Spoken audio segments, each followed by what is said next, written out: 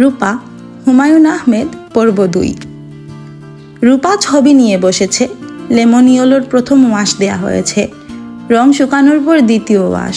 Water colour মানেই magic, প্রথম ওয়াশেই কিছু একটা ঘটে যেতে পারে। কাগজের বাম পাশে ঘূর্ণির মতো তৈরি হয়েছে, সেখানে এক দানা লবণ ফেলে কি দেখবে কিছু হয় কি না, কিংবা ড্রপার দিয়ে 1 ফোঁটা নারকেল তেল ফেলে দেখা যেতে পারে।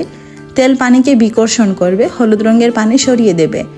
রূপা চোখ বন্ধ করে ফেললো। কাগজ শুকানোর আগে সে চোখ খুলবে না। লবণ এবং নারকেল তেল আপাতত বাদ, বাইরের সাহায্য ছাড়াই যা হবার হোক।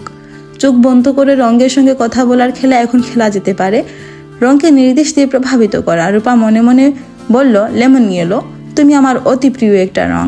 আমি তোমার আমার কাগজে বিছিয়ে দিয়েছি, এখন তুমি আমাকে সাহায্য করো। তুমি তোমার ক্ষমতা দেখাও। কাগজের উপর সামান্য নাচো, ছোট্ট একটু ঢেউ উঠুক, অদ্ভুত কোনো ঘূর্ণি, বিচিত্র কোনো ডিজাইন। আফা গো। রূপা চোখ মেলল। মলিনা উত্তেজিত গলায় বলল, বিরাট ঘটনা ঘটে গেছে, আম্মা আসছে, গাড়িতে বসা, নামতে বলছি নামবো না, আপনারা যাইতে বলছে। রূপা একবার ভাবলো বলে, এখন ছবি আঁকতে বসেছি, যেতে পারবো না। এই চিন্তা বাদ দিয়ে তাকে উঠে দাঁড়াতে হলো। বড় কোনো ঘটনা নিশ্চয়ই ঘটেছে, কোনো কারণ ছাড়া তার মা গাড়ি নিয়ে ছুটে আসবেন না। বিশাল পাজেরো গাড়ির পেছনের সিটে শায়লা বসা, তাকে ক্লান্ত এবং বিরক্ত দেখাচ্ছে। কফি কালারের চাদর দিয়ে শরীর এবং মাথা ঢেকে রেখেছেন, তার হাতে ইনহেলার। রূপাকে দেখে তিনি হাঁ করে ইনহেলার মুখের কাছে ধরলেন, দুবার চাপলেন। রূপা বলল, মা কি ব্যাপার? শায়লা বললেন, গাড়িতে উঠে আয়। এখন আমি কোথাও যাব না মা। কোথাও যেতে হবে না, গাড়িতে উঠ, কথা বলবো। বাসায় এসো, সেখানে কথা বলবো, গাড়িতে বসে কথা বলতে হবে কেন? ওই বাড়িতে আমি কখনো গিয়েছি? যাইনি, যাবো না। গাড়িতে উঠতে বলছি, উঠে আয়, জরুরি কথা। রূপা গাড়িতে উঠল। শায়লা ড্রাইভারকে বললেন, তুমি গাড়ি থেকে নামো, আমি মেয়ের সঙ্গে কিছু কথা বলবো, তোমার শোনার প্রয়োজন নেই, তবে আশেপাশেই থাকবে, নিরুদ্দেশ হয়ে যেও না। ড্রাইভার নেমে গেল। রূপা বলল, বলো কি বলবে? শায়লা বললেন, পত্রিকায় বিজ্ঞাপন দেখলাম, জীবন সঙ্গিনী চাই। রূপা বলল, বিজ্ঞাপন বের হয়েছে এত তাড়াতাড়ি? তুই ব্যাপারটা জানতাম। ইনফ্যাক্ট বিজ্ঞাপনের কপি আমি লিখে দিয়েছি। প্রথম ড্রাফটটা বাবা লিখেছেন, যথারীতি কুৎসিত ছড়া দিয়ে শুরু, জীবন সঙ্গিনী চাই, আমার সময় নাই। শায়লা বললেন, এই বয়সে এমন একটা হাস্যকর কাণ্ড তোর বাবা করলো, তুই কিছু বললি না? তুই হয়ে গেলি তার অ্যাসিস্ট্যান্ট, কপিরাইটার। রূপা বলল, হাস্যকর কোনো কাণ্ড বাবা করেনি। বাবা নিঃসঙ্গে একজন মানুষ। আমি চলে যাব ফ্রান্সে, বাবা আরও একা হয়ে যাবে, তখন তাকে কে দেখবে? তুই ফ্রান্সে যাবি মানে কি? ছবি আঁকা শেখার জন্য যাবো, একটা স্কলারশিপ পেয়েছি। আমি তো কিছু জানলাম না। এই তো জানলে। শায়লা কিছু সময় চুপ করে থেকে বললেন, তোর বাবা বুড়ো বয়সে বিয়ের জন্য পাগল হয়ে গেছে, এটা তোর কাছে স্বাভাবিক মনে হচ্ছে? রূপা বলল, তুমি যদি জোয়ান বয়সে আরেকটা বিয়ের জন্য পাগল হতে পারো, তাহলে বাবার সমস্যা কি? অল্প বয়সে পাগল হওয়া যাবে, বেশি বয়সে হওয়া যাবে না, এই তোমার যুক্তি? আমাকে এখানে কেন টানছিস? তোমাকে সব কিছুর বাইরে রাখবো, এটা কি করে ভাবছো? যাই হোক, বাবার বিয়ে নিয়ে অস্থির হয় না। শেষ পর্যন্ত বাবা বিয়ে করবে আমার তা মনে হয় না। কোনো কিছুতেই বাবার আগ্রহ বেশি দিন থাকে না, আর যদি বিয়ে হয় সেটা তোমার জন্য ভালো হবে। আমার জন্য ভালো হবে কিভাবে? বাবা তখন আর হুটহাট টেলিফোন করে তোমাকে বিরক্ত করবে না, ঝুড়িভর্তি মাছ মাংস পাঠাবে না, জন্মদিন উপলক্ষে শাড়ি পাঠাবে না, তুমি বিব্রতও হবে না। বাবা ব্যস্ত থাকবে ছোট মাকে নিয়ে। ছোট মা? রূপা হাসতে হাসতে বলল, তুমি আমার মা, উনি ছোট মা। নতুন মাও ডাকতে পারি, তোমার কোনটা পছন্দ, নতুন মা নাকি ছোট মা? শায়লা বললেন, ইউ হেট মি, তাই না? রূপা বলল, না তা না, তোমার ব্যাপারটা আমি বুঝিয়ে বলি। আমি সব মানুষের মধ্যে একটা রং দেখি। বাবার রং হচ্ছে কচি কলা পাতার রং, মলিনা মেয়েটা ম্যাজেন্টা, রাশেদ সাহেব লেমন ইয়েলো, তুমি গ্রে। আমি গ্রে? তবে রং নিয়ে মন খারাপ করো না। একজন ভালো পেন্টার কিন্তু গ্রে কালার দিয়েও চমৎকার ছবি আঁকতে পারেন। রাশেদ সাহেবটাকে? আছেন একজন, গুরুত্বপূর্ণ কেউ না। মা, তোমার কথা কি শেষ হয়েছে? আরও কিছু বলবে? ফ্রান্সে যে স্কলারশিপ পেয়েছি, সেটা কীরকম স্কলারশিপ? আলতু ফালতু টাইপ, পেটে ভাতি স্কলারশিপ বলতে পারো। যা পাবো তা দিয়ে কোনো মতো দিন গুজরান হবে। ছুটির দিনে কফি শপে কফি খাওয়ার পয়সা জুটবে না। চল কোনো একটা রেস্টুরেন্টে গিয়ে বসি, দুজন মিলে কফি খাই। তোর মুখের কফির কথা শুনে কফি খেতে ইচ্ছা করছে। অন্য আরেকদিন। আজ না কেন? আমি একটা ছবি আঁকতে শুরু করেছি, আমার মনে পড়ে আছে ছবিতে সেকেন্ড ওয়াশ দেব। তোর বাবা নিজের বিয়ে নিয়ে লাফালাফি করছে, তোর বিয়ে নিয়ে ভাবছে না? আমি বিয়ে নিয়ে আমি ভাববো, বাবা কেন ভাববে? শায়লা বললেন, কীরকম ছেলে তোর পছন্দ? যার ইনার কালার হবে ডার্ক ব্লু। ঝগড়ায় তাকে পারদর্শী হতে হবে, তোরকে আমাকে হারানোর ক্ষমতা থাকতে হবে। তার প্রচুর টাকা না থাকলেও চলবে, তবে সে বাবার মতো কৃপণ হতে পারবে না। এটা ভালো বলেছিস। কৃপণ পুরুষ আমারও অসহ্য। থ্যাংক গড টগরের বাবা কৃপণ না। ওই দিন কি হয়েছে শোন, এক বিয়ে বাড়িতে যাব, টগরের বাবার ঘনিষ্ঠ এক বন্ধুর মেয়ের বিয়ে, সোনার কিছু দিতে হবে। হঠাৎ কানের এক জোড়া টপ দেখে আমার নিজের জন্য পছন্দ হয়ে গেল, ডায়মন্ডের টপ, দাম 1,15,000। টগরের বাবা বলল, এত যখন পছন্দ কিনে ফেলো, দামের দিকে তাকানোর দরকার নেই। রূপা বলল, এই টপ জোড়াই কি পরে আছো মা? সুন্দর না? অদ্ভুত সুন্দর, তবে তোমার উচিত এই টপ না পরা, এক্ষুনি খুলে ফেলো। কেন? তোমার কান দেখতে খুব খারাপ, ইঁদুরের কানের মতো কান। ডায়মন্ডের টপ পরার কারণে সবার চোখ যাবে কানের দিকে, তোমার বিশ্রী কান দেখবে। তোমার উচিত চুল দিয়ে বিশ্রী কান দুটো ঢেকে রাখা। শায়লা আহত চোখে তাকিয়ে রইলেন। রূপা বলল, মা তুমি কিছু মনে করো না, টপের ডায়মন্ড দুটো নকল। আমি অনেক কিছু বুঝতে পারি, এই ব্যাপারটা বুঝতে পারছি না। নিজের মেয়ের সঙ্গে ভান করার কিছু আছে? মা অনেকক্ষণ বকবক করেছি, এখন আমি যাব, ছবি আঁকবো। 2 মিনিট বস, 2 মিনিটে তোর ছবি পালিয়ে যাবে না। বসলাম 2 মিনিট, বলো কি বলবে। শায়লা আবার ইনহেলার নিলেন। রূপা হাসলো। শায়লা বললেন, হাসছিস কেন? রূপা বলল, ইনহেলার নিয়ে যে তুমি ঢংটা করছো তা দেখে হাসি। তুমি অসুস্থ, তোমার হাঁপানি এটা দেখানোর জন্য তোমার হাতে ওই বস্তু থাকে। আমাকে তুই এতটা ছোট ভাবতে পারলি? তুমি তো ছোটই মা, ছোট কেন ভাববো না? আমি ছোট? হ্যাঁ, তুমি ছোটবেলায় আমাকে বোঝানোর চেষ্টা করেছো যে বাবা তোমাকে শারীরিক নির্যাতন করতো বলেই তুমি তাকে ছেড়ে চলে গেছো। একটা ভয়ঙ্কর মিথ্যা তুমি তোমার মেয়ের মাথায় ঢুকানোর চেষ্টা করেছো, এটা অন্যায়। তুমি বলতে পারতে তোর বাবা ভয়ঙ্কর বোকা, এর জন্য তাকে ছেড়ে গেছি। আমি অ্যাকসেপ্ট করতাম। মা এখন কি আমি যেতে পারি? শায়লা কিছু বললেন না। রূপা বলল, টগর কেমন আছে মা? শায়লা বললেন, টগরের প্রসঙ্গ থাক, ওকে নিয়ে বাইরের কারোর সঙ্গে আমি কথা বলতে পছন্দ করি না। তুই গাড়ি থেকে নেমে যা, ছবি শেষ কর। রূপা মুগ্ধ হয়ে তার ছবির দিকে তাকিয়ে আছে। প্রথম মাসের ফলাফল আশাতীত ভালো হয়েছে, ঘূর্ণনটা শেষ পর্যন্ত আসেনি, তার বদলে ঢেউ খেলানো একটা ব্যাপার এসেছে। দ্বিতীয় ওয়াশের ফলাফল কি হবে কে জানে। রূপা গাঢ় হলুদ রঙের সাথে বালি মিশালো। দ্বিতীয় ওয়াশে বালি মেশানো থাকবে। ওয়াশের পর কাগজ খাড়া করে রাখবে, তখন গ্রেভিটেশনের কারণে বালির কণাগুলো নিচে নামতে থাকবে। এত সুন্দর কোনো টেক্সচার তৈরি হতে পারে, এটা রূপা নিজের আবিষ্কার না, ভেনিজুয়েলার ওয়াটার কালারের গ্র্যান্ডমাস্টার হানমুনের আবিষ্কার। তিনি তার বেশিরভাগ ওয়াটার কালারে বালির দানা ব্যবহার করে টেক্সচার তৈরি করেন। আফা গো। রূপা চোখ না তুলেই বলল, বল কি ব্যাপার? হড়বড় করে একঘাতা কথা বলবে না। একটা মেয়ে আপনার বুলায়, তার নাম রুবিনা। চায় কি? জানি না। বসতে বল, আমি জরুরি কাজ করছি, কাজ শেষ হলেই যাব। চা বানিয়ে দাও, বসে বসে চা খাক, খবরের কাগজ পড়ুক। বলছিলাম আফা, ওনার নাকি 12টা থাইকার ডিউটি, ডাক্তার মাইয়া, সময় মতো না গেলে রুগী মইরা ভূত হয়ে যাবো, দোষ পড়বে ওনার, দোষ ধরতে মানুষের সময় লাগে না। রূপা উঠে দাঁড়ালো। তার ভ্রু সামান্য কুচকে আছে। এমন কি হতে পারে? তার বাবার বিজ্ঞাপনের কারণে ক্যান্ডিডেটরা সরাসরি ইন্টার দিতে চলে আসছে। ঘটনা এরকম হলে ভালো ঝামেলা হবে, পাত্রীদের ইন্টারভিউ তাকে নিতে হবে। অত্যন্ত অস্বস্তিকর অবস্থা। রূপা দোতলা থেকে নামলো। বসার ঘরে অল্প বয়সী মেয়ে বসে আছে, ডাক্তার বলে মনে হচ্ছে না, কলেজে পড়ে পর্যন্ত ঠিক আছে। রূপা বলল, আপনি আমার কাছে এসেছেন? আপনার নাম কি সিলভার? আমার নাম রূপা। তবে রূপা এবং সিলভারের অবশ্যই একই। কেন বলুন তো? আমি অ্যাপোলো হসপিটালে কাজ করি। আমার একজন পেশেন্টের অত্যন্ত খারাপ অবস্থা। তিনি তার কোনো আত্মীয় স্বজনের খোঁজ দিতে পারছিলেন না যার সঙ্গে যোগাযোগ করা যায়। এই বাড়ির ঠিকানাও কিন্তু তিনি দিতে পারেননি। কিছুক্ষণের জন্য তার ঘুর কেটেছিল, তখন তিনি কলাবাগানের গাছপালায় ঢাকা দুতলা বাড়ির কথা বলেছেন বাড়ির নাম সিলভার। তার নাম কি রাশেদ? জি, রাশেদ রহমান। তিনি আমেরিকান এবং ইউনিভার্সিটির অঙ্কের লেকচারার, মোরহেড স্টেট ইউনিভার্সিটি। আমি আজ চেষ্টা করবো তার ইউনিভার্সিটির সঙ্গে যোগাযোগ করতে। আপনি ডাক্তার? জি, আমার নাম রুবিনা। রূপা বলল, রাশেদ সাহেবকে সেভাবে আমি চিনি না, তিনি ঠিকানা ভুল করে আমাদের বাড়িতে উঠেছিলেন, কিছুক্ষণ ছিলেন। সরি কেন হবেন? আপনি যে কাজটা করেছেন, কতজন এটা করে? আমাকে 5টা মিনিট সময় দিন, আমি আপনার সঙ্গেই যাবো। 1 কাপ চা দিতে বলি? বলুন। রাশেদ সাহেবের অবস্থা কতটা খারাপ? বেশ খারাপ, সার্ভাইভ নাও করতে পারেন। পরিচিত কেউ তার পাশে নেই, মানুষটা মারা যাচ্ছে, আমার খুব খারাপ লাগছিল। রূপা স্যান্ডেল খুঁজছে, দরজার আড়াল থেকে দেখছে মদিনা। চোখে চোখ পড়তেই সে সরে গেল। রূপা বলল, মদিনা কাছে আসো। মদিনা ভীত মুখে সামনে এসে দাঁড়ালো, যেন সে বড় কোনো অপরাধ করেছে। অপরাধের বিচার স্বভাবে এসেছে, অপরাধের কারণে তার কঠিন শাস্তি হবে। রূপা বলল, আমি কোথায় যাচ্ছি তুমি জানো? মদিনা হেসে চোখ মাথা নাড়ল। রূপা বলল, তুমি অত্যন্ত বিপজ্জনক এক মেয়ে, আগে ভাগে সব জেনে ফেলেছো, এটা ঠিক না, এতে আমাদের পরিকল্পনা এলোমেলো হয়ে যায়। মদিনা বলল, আমারে মাফ করে দেন আফা। মাফ করে দেওয়ার মতো কোনো অপরাধ তুমি করনি, শুধু ভয় পাচ্ছ কেন? মদিনা ভয় পাচ্ছে কারণ সে আরও একটা ঘটনা জানে, যে ঘটনা ঘটেনি কিন্তু ঘটবে। ঘটনাটা সে রূপাকে বলার সাহস করে উঠতে পারছে না। নিজের উপর মাঝে মাঝে তার ভয়ঙ্কর রাগ লাগে। সবাই একরকম, সে আলাদা কেন? কেউ ভূত দেখে না, সে কেন দেখে? এক শ্রাবণ মাসের দুপুরে সে যদি পুকুরের পাড়ে না যেত, তাহলে হয়তো সে অন্যরকম হতো না, স্বাভাবিক থাকতো। তার যখন 4 বছর বয়স, সে স্কুল ঘরের সামনের দিঘিতে ডুবে গিয়েছিল। দিঘির পানি কি পরিষ্কার! ডুবে যাবার পর মানুষ বাঁচার জন্য ছটফট করে, সে কিচ্ছু করেনি। চোখ বড় বড় করে তাকিয়েছিল। হঠাৎ কি যেন দেখলো, সে অবাক হয়ে দেখলো তার মুখের ওপর একটা মুখ, এমন এক নারীর মুখ যা দেখে শান্তিতে মন ভরে যায়। সেই অদ্ভুত নারী ফিসফিস করে বলল, যা তোকে জিনিস দিলাম, অনেক বড় জিনিস দিলাম। ততক্ষণে স্কুলের ছেলেরা ছুটে এসেছে। ড্রিল মাস্টার লাফ দিয়ে পানিতে পড়লেন, মদিনাকে টেনে তুললেন। কতদিন পার হয়েছে, মদিনার বয়স এখন 11। দিঘির পানির মেয়েটিকে মদিনা এখনো হঠাৎ হঠাৎ স্বপ্নে দেখে। মেয়েটি কোমল গলায় বলে, কি রে, মনে আছে আমার কথা? মদিনার খুব ইচ্ছা এই মেয়েটির কথা সে রূপা আপাকে বলে।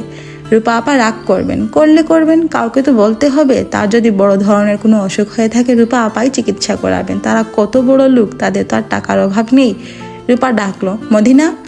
মদিনা বলল, কি আপা, তুমি কি আমার সঙ্গে হাসপাতালে যাবে? যদি যেতে চাও স্যান্ডেল পরো। মদিনার খুব যেতে ইচ্ছে করছিল, কিন্তু সে বলল, আফা আমি যাব না। রূপা বলল, রাশেদ নামের মানুষটা সম্পর্কে তুমি কি আরো কিছু বলবে? জানি, বলবো না। শায়লা মেয়েকে টেলিফোন করেছেন। রূপা বলল, একটু আগেই না তোমার সঙ্গে কথা হলো? শায়লা বললেন, একটু আগে কথা হলে কি এখন আর কথা বলা যাবে না? না, যাবে না। আমি হাসপাতালে যাচ্ছি, হাসপাতাল থেকে ফিরে কথা হবে। হাসপাতালে কেন? এক ভদ্রলোক মারা যাচ্ছেন, মৃত্যুর আগে তিনি আমাকে গোপন কিছু কথা বলতে চান।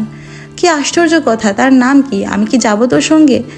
তুমি কেন যাবে গোপন কথা শুনতে? অন্যের গোপন কথা তুমি কেন শুনবে? রূপা টেলিফোনের লাইন কেটে দিল। মদিনা ছাদে চৌবাচ্চার পাশে বসে আছে। চৌবাচ্চার পানি স্কুল ঘরের সামনের দিঘির পানির মতো পরিষ্কার। মদিনার ইচ্ছা করছে চৌবাচ্চার পানিতে শুয়ে তাকিয়ে থাকতে। পানির মেয়েটিকে অনেকদিন সে স্বপ্নে দেখে না, আজ খুব দেখতে ইচ্ছে করছে। রাশেদ আগ্রহ নিয়ে তাকিয়ে আছে। তার বাঁ পাশে ডিউটি ডাক্তারের চেয়ার টেবিল, দেয়ালে 4 কোনা ঘড়ি, ঘড়ির সেকেন্ডের কাঁটা লাল, লাল কাঁটা লাফিয়ে লাফিয়ে যাচ্ছে। ঘড়িটাকে প্রাণশক্তিতে ভরপুর জীবন্ত প্রাণীর মতো লাগছে। সেই তুলনায় ডাক্তারকে সারা রাত জেগে থাকার কারণেই বোধহয় ক্লান্ত লাগছে। রাশেদ হাত উঁচু করলো। ডাক্তার ছুটে এলেন। রাশেদের মনে হলো ডাক্তারকে যতটা ক্লান্ত দেখাচ্ছিল তিনি ততটা ক্লান্ত না। ডাক্তার রাশেদের পাশে এসে দাঁড়ালেন। রাশেদ বলল, আমি ভালো হয়ে গেছি, গুড মর্নিং। ডাক্তার কিছু না বলে রোগীর মাথার উপরের মনিটরের দিকে তাকালেন। তাকে খানিকটা বিস্মিত মনে হলো। রাশেদ বলল, আমাকে অন্য কোনো ঘরে কি দেওয়া যায় যেখানে বড় জানালা আছে? ডাক্তার জবাব না দিয়ে রোগীর পালস দেখলেন। তার প্রয়োজন ছিল না, মনিটরে পালস রেট উঠছে, তিনি প্রেশার মাপলেন। রাশেদ বলল, দুটো পূর্ণ সংখ্যা গুণ করলে 7 বানাতে পারবেন। আমাকে প্রশ্নটা করলাম বোঝানোর জন্য যে আমার মেন্টালি ফ্যাকাল্টি এখন ঠিক আছে। পূর্ণ সংখ্যা হলো 1, অন্যটা হলো 7। 7 একে 7। 1 ঘন্টা আগেও তো আপনার ভয়ঙ্কর খারাপ অবস্থা ছিল। 10:30টার দিকে আপনাকে আর্টিফিশিয়াল রেসপিরেটরে দেওয়ার কথা ছিল। আপনি খুবই অবাক হচ্ছি। স্যারকে খবর দিচ্ছি, স্যার এসে আপনাকে দেখুক। ভালো বোধ করছেন? হ্যাঁ। নিঃশ্বাসের কষ্ট নাই? না। ক্ষুধা লেগেছে, কিছু খাবেন? হ্যাঁ। ঝাল মাংস দিয়ে পরোটা খেতে ইচ্ছা করছে। ডাক্তার বললেন, ভেরি সারপ্রাইজিং। রাশেদ বলল, 3টি পূর্ণ সংখ্যা যোগ করলে যা হবে গুণ করলেও তাই হবে, বলতে পারবেন? না। 1, 2 এবং 3 যোগ করলে সমান হয় 6। আবার 1, 2, 3 গুণ করলেও সমান হয় 6। প্রফেসর চলে এসেছেন। তিনি দ্বিতীয় দফা পরীক্ষা করলেন। আবারও পালস দেখা হলো, আবারও প্রেশার মাপা হলো। প্রফেসর বিড়বিড় করে বললেন, মিরাকুলাস রিকভারি। রাশেদ বলল, ডাক্তার সাহেব, মিরাকল প্রায়ই আমাদের জীবনে ঘটে, আমরা বুঝতে পারিনি। আমাকে কি কেবিনে পাঠানো যাবে? যাবে, অবশ্যই যাবে। এমন একটা কেবিন দিন যেখানে বড় জানালা আছে, তাকালেই আকাশ দেখা যায়। আমাদের সব কেবিন থেকেই আকাশ দেখা যায়। রাশেদ বলল, আমার আর হাসপাতালে থাকতে ভালো লাগছে না। যদি মনে করেন আমি মোটামুটির চেয়ে ভালো, তাহলে আমাকে ছেড়ে দেবেন প্লিজ। রিপোর্টগুলি আগে আসুক, সব রিপোর্ট ভালো পাবেন। রাশেদকে কেবিনে ফেরত পাঠানো হলো। নার্স এসে 1 গাদা রক্ত নিয়ে গেছে, ইউরিন নিয়ে গেছে। আপাতত রোগীকে ভালো মনে হচ্ছে, তবে শরীরের ভেতরের অবস্থাটা জানতে হবে। ইলেকট্রোলাইট ব্যালেন্সের অবস্থা, রক্তের সুগারের অবস্থা, কিডনি ফাংশন সব পরীক্ষা হবে। রাশেদ শেভ করে শাওয়ার নিয়েছে। হট শাওয়ারের পরপরই তার মনে হলো শরীরটা যতটা ভালো ছিল তার চেয়ে অনেকটা ভালো হয়েছে। গোশত পরোটার ব্রেকফাস্ট হলো না, তাকে হাসপাতালের ব্রেকফাস্ট করতে হলো। দুধ, পাউরুটি, হাফ বয়েলড ডিম, কলা। হাসপাতালের বিছানার সামনে রঙিন টিভি, সেখানে নাটক হচ্ছে। রাশেদ আগ্রহ নিয়ে নাটক দেখছে। অন্ধ নায়িকা এবং নায়ক পার্কে বসে আছে। নায়ক জানে না যে মেয়েটি অন্ধ। নায়ক বলল, এশা দেখেছো কি সুন্দর ডালিয়া ফুটেছে? এশা বলল, আমাকে একটি ডালিয়া এনে দাও। নায়ক বলল, কোন রঙ আনবো, লাল না হলুদ? এশা বলল, আমার কাছে লাল এবং হলুদের কোনো আলাদা আইডেন্টিটি নেই, আমার কাছে লালও যা হলুদও তা। নায়ক টকটকে লাল রঙের ডালিয়া এনে দিল। নায়িকা সেই ফুল নাকের কাছে ধরে বলল, আহ কি গন্ধ। নায়কও সেই ফুলের গন্ধ শুকে মোহিত হয়ে বলল, ঠিক বলেছো, ভারী মিষ্টি গন্ধ। রাশেদ খানিকটা ভড়কে গেছে। ডালিয়া ফুলের গন্ধ নেই, এরা গন্ধ পাচ্ছে কেন? নাকি এই ডালিয়া বিশেষ কোনো শঙ্কর জাতের? হতে পারে, ফুল নিয়ে নানান কর্মকাণ্ড হচ্ছে। জাপানি এক কোম্পানির নীল গোলাপ বের করেছে, এই কোম্পানির নীল কিছু গোলাপ পাওয়া গেলে সে রূপাকে দিত। রূপা গোলাপ দেখে চমকে উঠে বলতো, নীল রঙের গোলাপ কোথায় পেলেন? সে বলতো, আসবো। রাশেদ চমকে তাকালো, রূপা দাঁড়িয়ে আছে, বেশ সুন্দর লাগছে তাকে। রূপা আনন্দিত গলায় বলল, কেমন আছেন? আমি ভালো আছি, আপনাকে দেখে মনে হচ্ছে আপনিও ভালো আছেন। আমাকে বলা হয়েছে আপনি মৃত্যুপথযাত্রী। রাশেদ বলল, আমরা সবাই মৃত্যুপথযাত্রী। আপনি আসবেন আমি কল্পনাও করিনি। আপনাকে ডালিয়া ফুলের মতো লাগছে, হলুদ ডালিয়া। তবে এই ডালিয়ার গন্ধ আছে। আপনি হলুদ শাড়ি পরেছেন এবং আপনার গায়ে রোদ পড়েছে, মনে হয় এই কারণেই ডালিয়া। আরেকটা কথা, আপনি হয়তো রাগ করবেন, তাতে কিচ্ছু যায় আসে না। আমার মাথায় যে কথাটা এসেছে সেটা বলে ফেলবো, কারণ আগে স্পষ্ট করেই মরতে বসেছিলাম, সেখান থেকে ফিরেছি। পরের বার হয়তো ফিরতে পারবো না। যে কথা বলতে চেয়েছি সেটা বলাও হবে না। রূপা বলল, হড়বড় করে এত কথা বলার প্রয়োজন নেই, যা বলতে চাচ্ছেন বলে ফেলুন। ভুলে গেছি। এত আগ্রহ করে একটা বলতে চাচ্ছিলেন, সেটা ভুলে গেছেন? রাশেদ ছোট্ট নিঃশ্বাস ফেলে বলল, কথাটা স্বপ্নের মতো মাথায় এসেছে। স্বপ্নের শর্ট টাইম মেমোরি বলেই ভুলে গেছি। মানুষ জেগে থেকেও স্বপ্ন দেখে, খুব কম দেখে, কিন্তু দেখে। আপনি দরজায় দাঁড়িয়ে থাকবেন না, ভেতরে আসবেন। রূপা ঘরে ঢুকতে ঢুকতে বলল, টেলিভিশন বন্ধ করুন। রাশেদ বলল, অল্প কিছু সময় আপনি এই চেয়ারে বসে থাকুন, আমি নাটকটা দেখে শেষ করি। ওই যে মেয়েটা দেখছেন, সে অন্ধ। নায়ক এখনো বুঝতে পারছে না, যখন বুঝবে তখন টিভি বন্ধ করব। রূপা বলল, আপনাকে পুরো নাটকটা দেখতে হবে। আমার ধারণা শেষ দৃশ্যে বুঝতে পারবে, তার আগে না। তখন নায়ক তার একটা চোখ দান করবে, দুই কানা সুখে সংসার করবে। কানি বলবে কানা, কানা বলবে কানি, এই বলে দুইজনে করবে কানাকানি। রাশেদ বলল, প্লিজ কথা বলবেন না। রূপার মোবাইল ফোন বাজছে, সে ফোন নিয়ে বারান্দায় চলে গেল। শাইলা টেলিফোন করেছেন। তুই কোথায়? মা, আমি হাসপাতালে। বলেছিলাম না এক মৃত্যুপথযাত্রীকে দেখতে এসেছি। তার অবস্থা কি? সে এখন জীবন পথযাত্রী, মহা উৎসাহে কানাকানির নাটক দেখছে। তুই কি স্পষ্ট করে আমার কথার জবাব দিবি? লোকটাকে একবার তোমাকে বলেছি, আবারও বলছি, লোকটাকে আমি জানি না, তবে এখন জানবো। নারী নক্ষত্র বের করে ফেলবো। তার সম্পর্কে একটা গুরুত্বপূর্ণ তথ্য অবশ্য জানি। বলবো? বল। তার ব্লাড গ্রুপ ও পজিটিভ, বেডের সঙ্গে লাগানো মেডিকেল রিপোর্টে লেখা। ব্লাড গ্রুপ ও পজিটিভ, এটা গুরুত্বপূর্ণ হবে কেন? মা, এরা ইউনিভার্সাল ডোনার। তোমার রক্তের প্রয়োজন হলে তার কাছ থেকে নিতে পারবে। রূপা, আমার সঙ্গে সিরিয়াসলি কথা বল, ঠাট্টা তামাশা কিছুক্ষণ বাদ রাখ প্লিজ। লোকটা কে, কি ব্যাপার, ঘটনা কি আমাকে বল। মা, রবীন্দ্রনাথের ভাষায় যদি বলি, যদি জানতেম কি ঘটনা তোমায় জানাতাম। You stupid girl. Shaila telephone রেখে দিলেন। রূপা ঘরে ঢুকলো না, নাটক শেষ হোক তারপর ঘরে ঢুকবে। বারান্দায় দাঁড়িয়ে থাকতে তার খারাপ লাগছে না। পৃথিবীর সবচেয়ে বড় বড় নাটকগুলি হাসপাতালের বারান্দায় ঘটে। রূপার বাদিকের বারান্দায় হেলান দিয়ে এক মধ্যবয়স্ক লোক দাঁড়িয়ে, তার হাতে অনেকগুলি কলা। সে এদিক ওদিক তাকিয়ে একটা কলা হাতে নিচ্ছে এবং অতি দ্রুত খাচ্ছে। মাথা বাইরের দিকে তাকিয়ে কলার খোসা নিচে ফেলে দ্রুত মাথা টেনে নিচ্ছে, আবার আরেকটা কলা খাচ্ছে। লোকটা সব দিকে তাকাচ্ছে, শুধু রূপার দিকে তাকাচ্ছে না। রাশেদ ভেতর থেকে ডাকলো, নাটক শেষ, আসুন।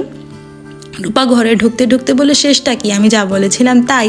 না, মেয়েটা অন্ধ না, অন্ধের অভিনয় করেছিল। নায়ক যখন জানবে মেয়েটা অন্ধ, তখন কি করবে তাই জানতে চেয়েছিল। জেনেছে? নায়ক অন্ধ শুনে বলেছে তুমি অন্ধ, তাতে কিচ্ছু যায় আসে না। আজ থেকে আমার চোখই তোমার চোখ, এখন থেকে তুমি দেখবে আমার চোখে। তখন নায়িকা হাসতে হাসতে বলল, আমি অন্ধ না, ঠাট্টা করছিলাম। নাটক দেখে আনন্দ পেয়েছেন? আমি সব কিছুতেই আনন্দ পাই। আমার ধারণা আমার জন্মই হয়েছে আনন্দ পাবার জন্যে। সকালে শেভ করে আনন্দ পেয়েছি, গোসল করে আনন্দ পেয়েছি, ব্রেকফাস্ট করে আনন্দ পেয়েছি, আপনাকে দেখেও আনন্দ পেয়েছি, নাটক দেখে আনন্দ পেয়েছি, এখন কথা বলেও আনন্দ পাচ্ছি। আপনাকে কি আজ ছেড়ে দেবে? জানি না, তবে ছেড়ে দেওয়া উচিত। আমি পুরোপুরি সুস্থ। ছেড়ে দিলে কোথায় উঠবেন? হোটেলে? হোটেলে আমার সেকেন্ড অপশন। ফার্স্ট অপশন আপনাদের বাড়ি। যে কয়দিন থাকবো পেইং গেস্ট হিসেবে থাকবো। পার ডে কত করে দেবেন? আপনি ঠিক করে দিন। 15-20 দিনের বেশি থাকবো না। ওই বাড়িটা খুঁজে বের করবেন না? কোন বাড়িটা? যে বাড়িতে উঠতে যাচ্ছিলেন, ভুলে আমাদের বাড়ি চলে এলেন, যে বাড়ির মেয়ের নাম রুনা। ভালো কথা। রুনাকে আরেকদিন বলি? কোনো অসুবিধা নেই, আরেকদিন বলবেন। আর বলতেই যে হবে তাও না, শুধু একটা জিনিস এই মুহূর্তে জানতে চাচ্ছি। ওই রাতে আপনার জন্য খাবার সাজানো হচ্ছিল, আপনি কাউকে না বলে কিছু চলে গেলেন কেন? রাগ করে চলে গেছি। কার ওপর রাগ? আমার ওপর?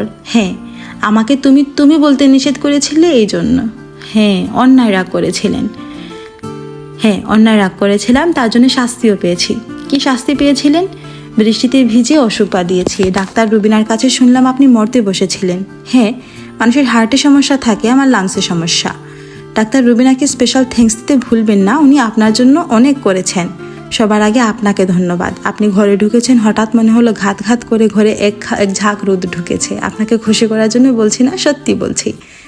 রাশেদকে বিকেলে হাসপাতাল থেকে রিলিজ করে দিল। রাশেদ আনন্দিত গলায় রূপাকে বলল, কি মনে হচ্ছে জানেন? মনে হচ্ছে প্রকৃতি আপনাকে পাঠিয়েছে আমাকে নিয়ে যাবার জন্য। মনে হচ্ছে অনেক দিন পর বাড়ি যাচ্ছি।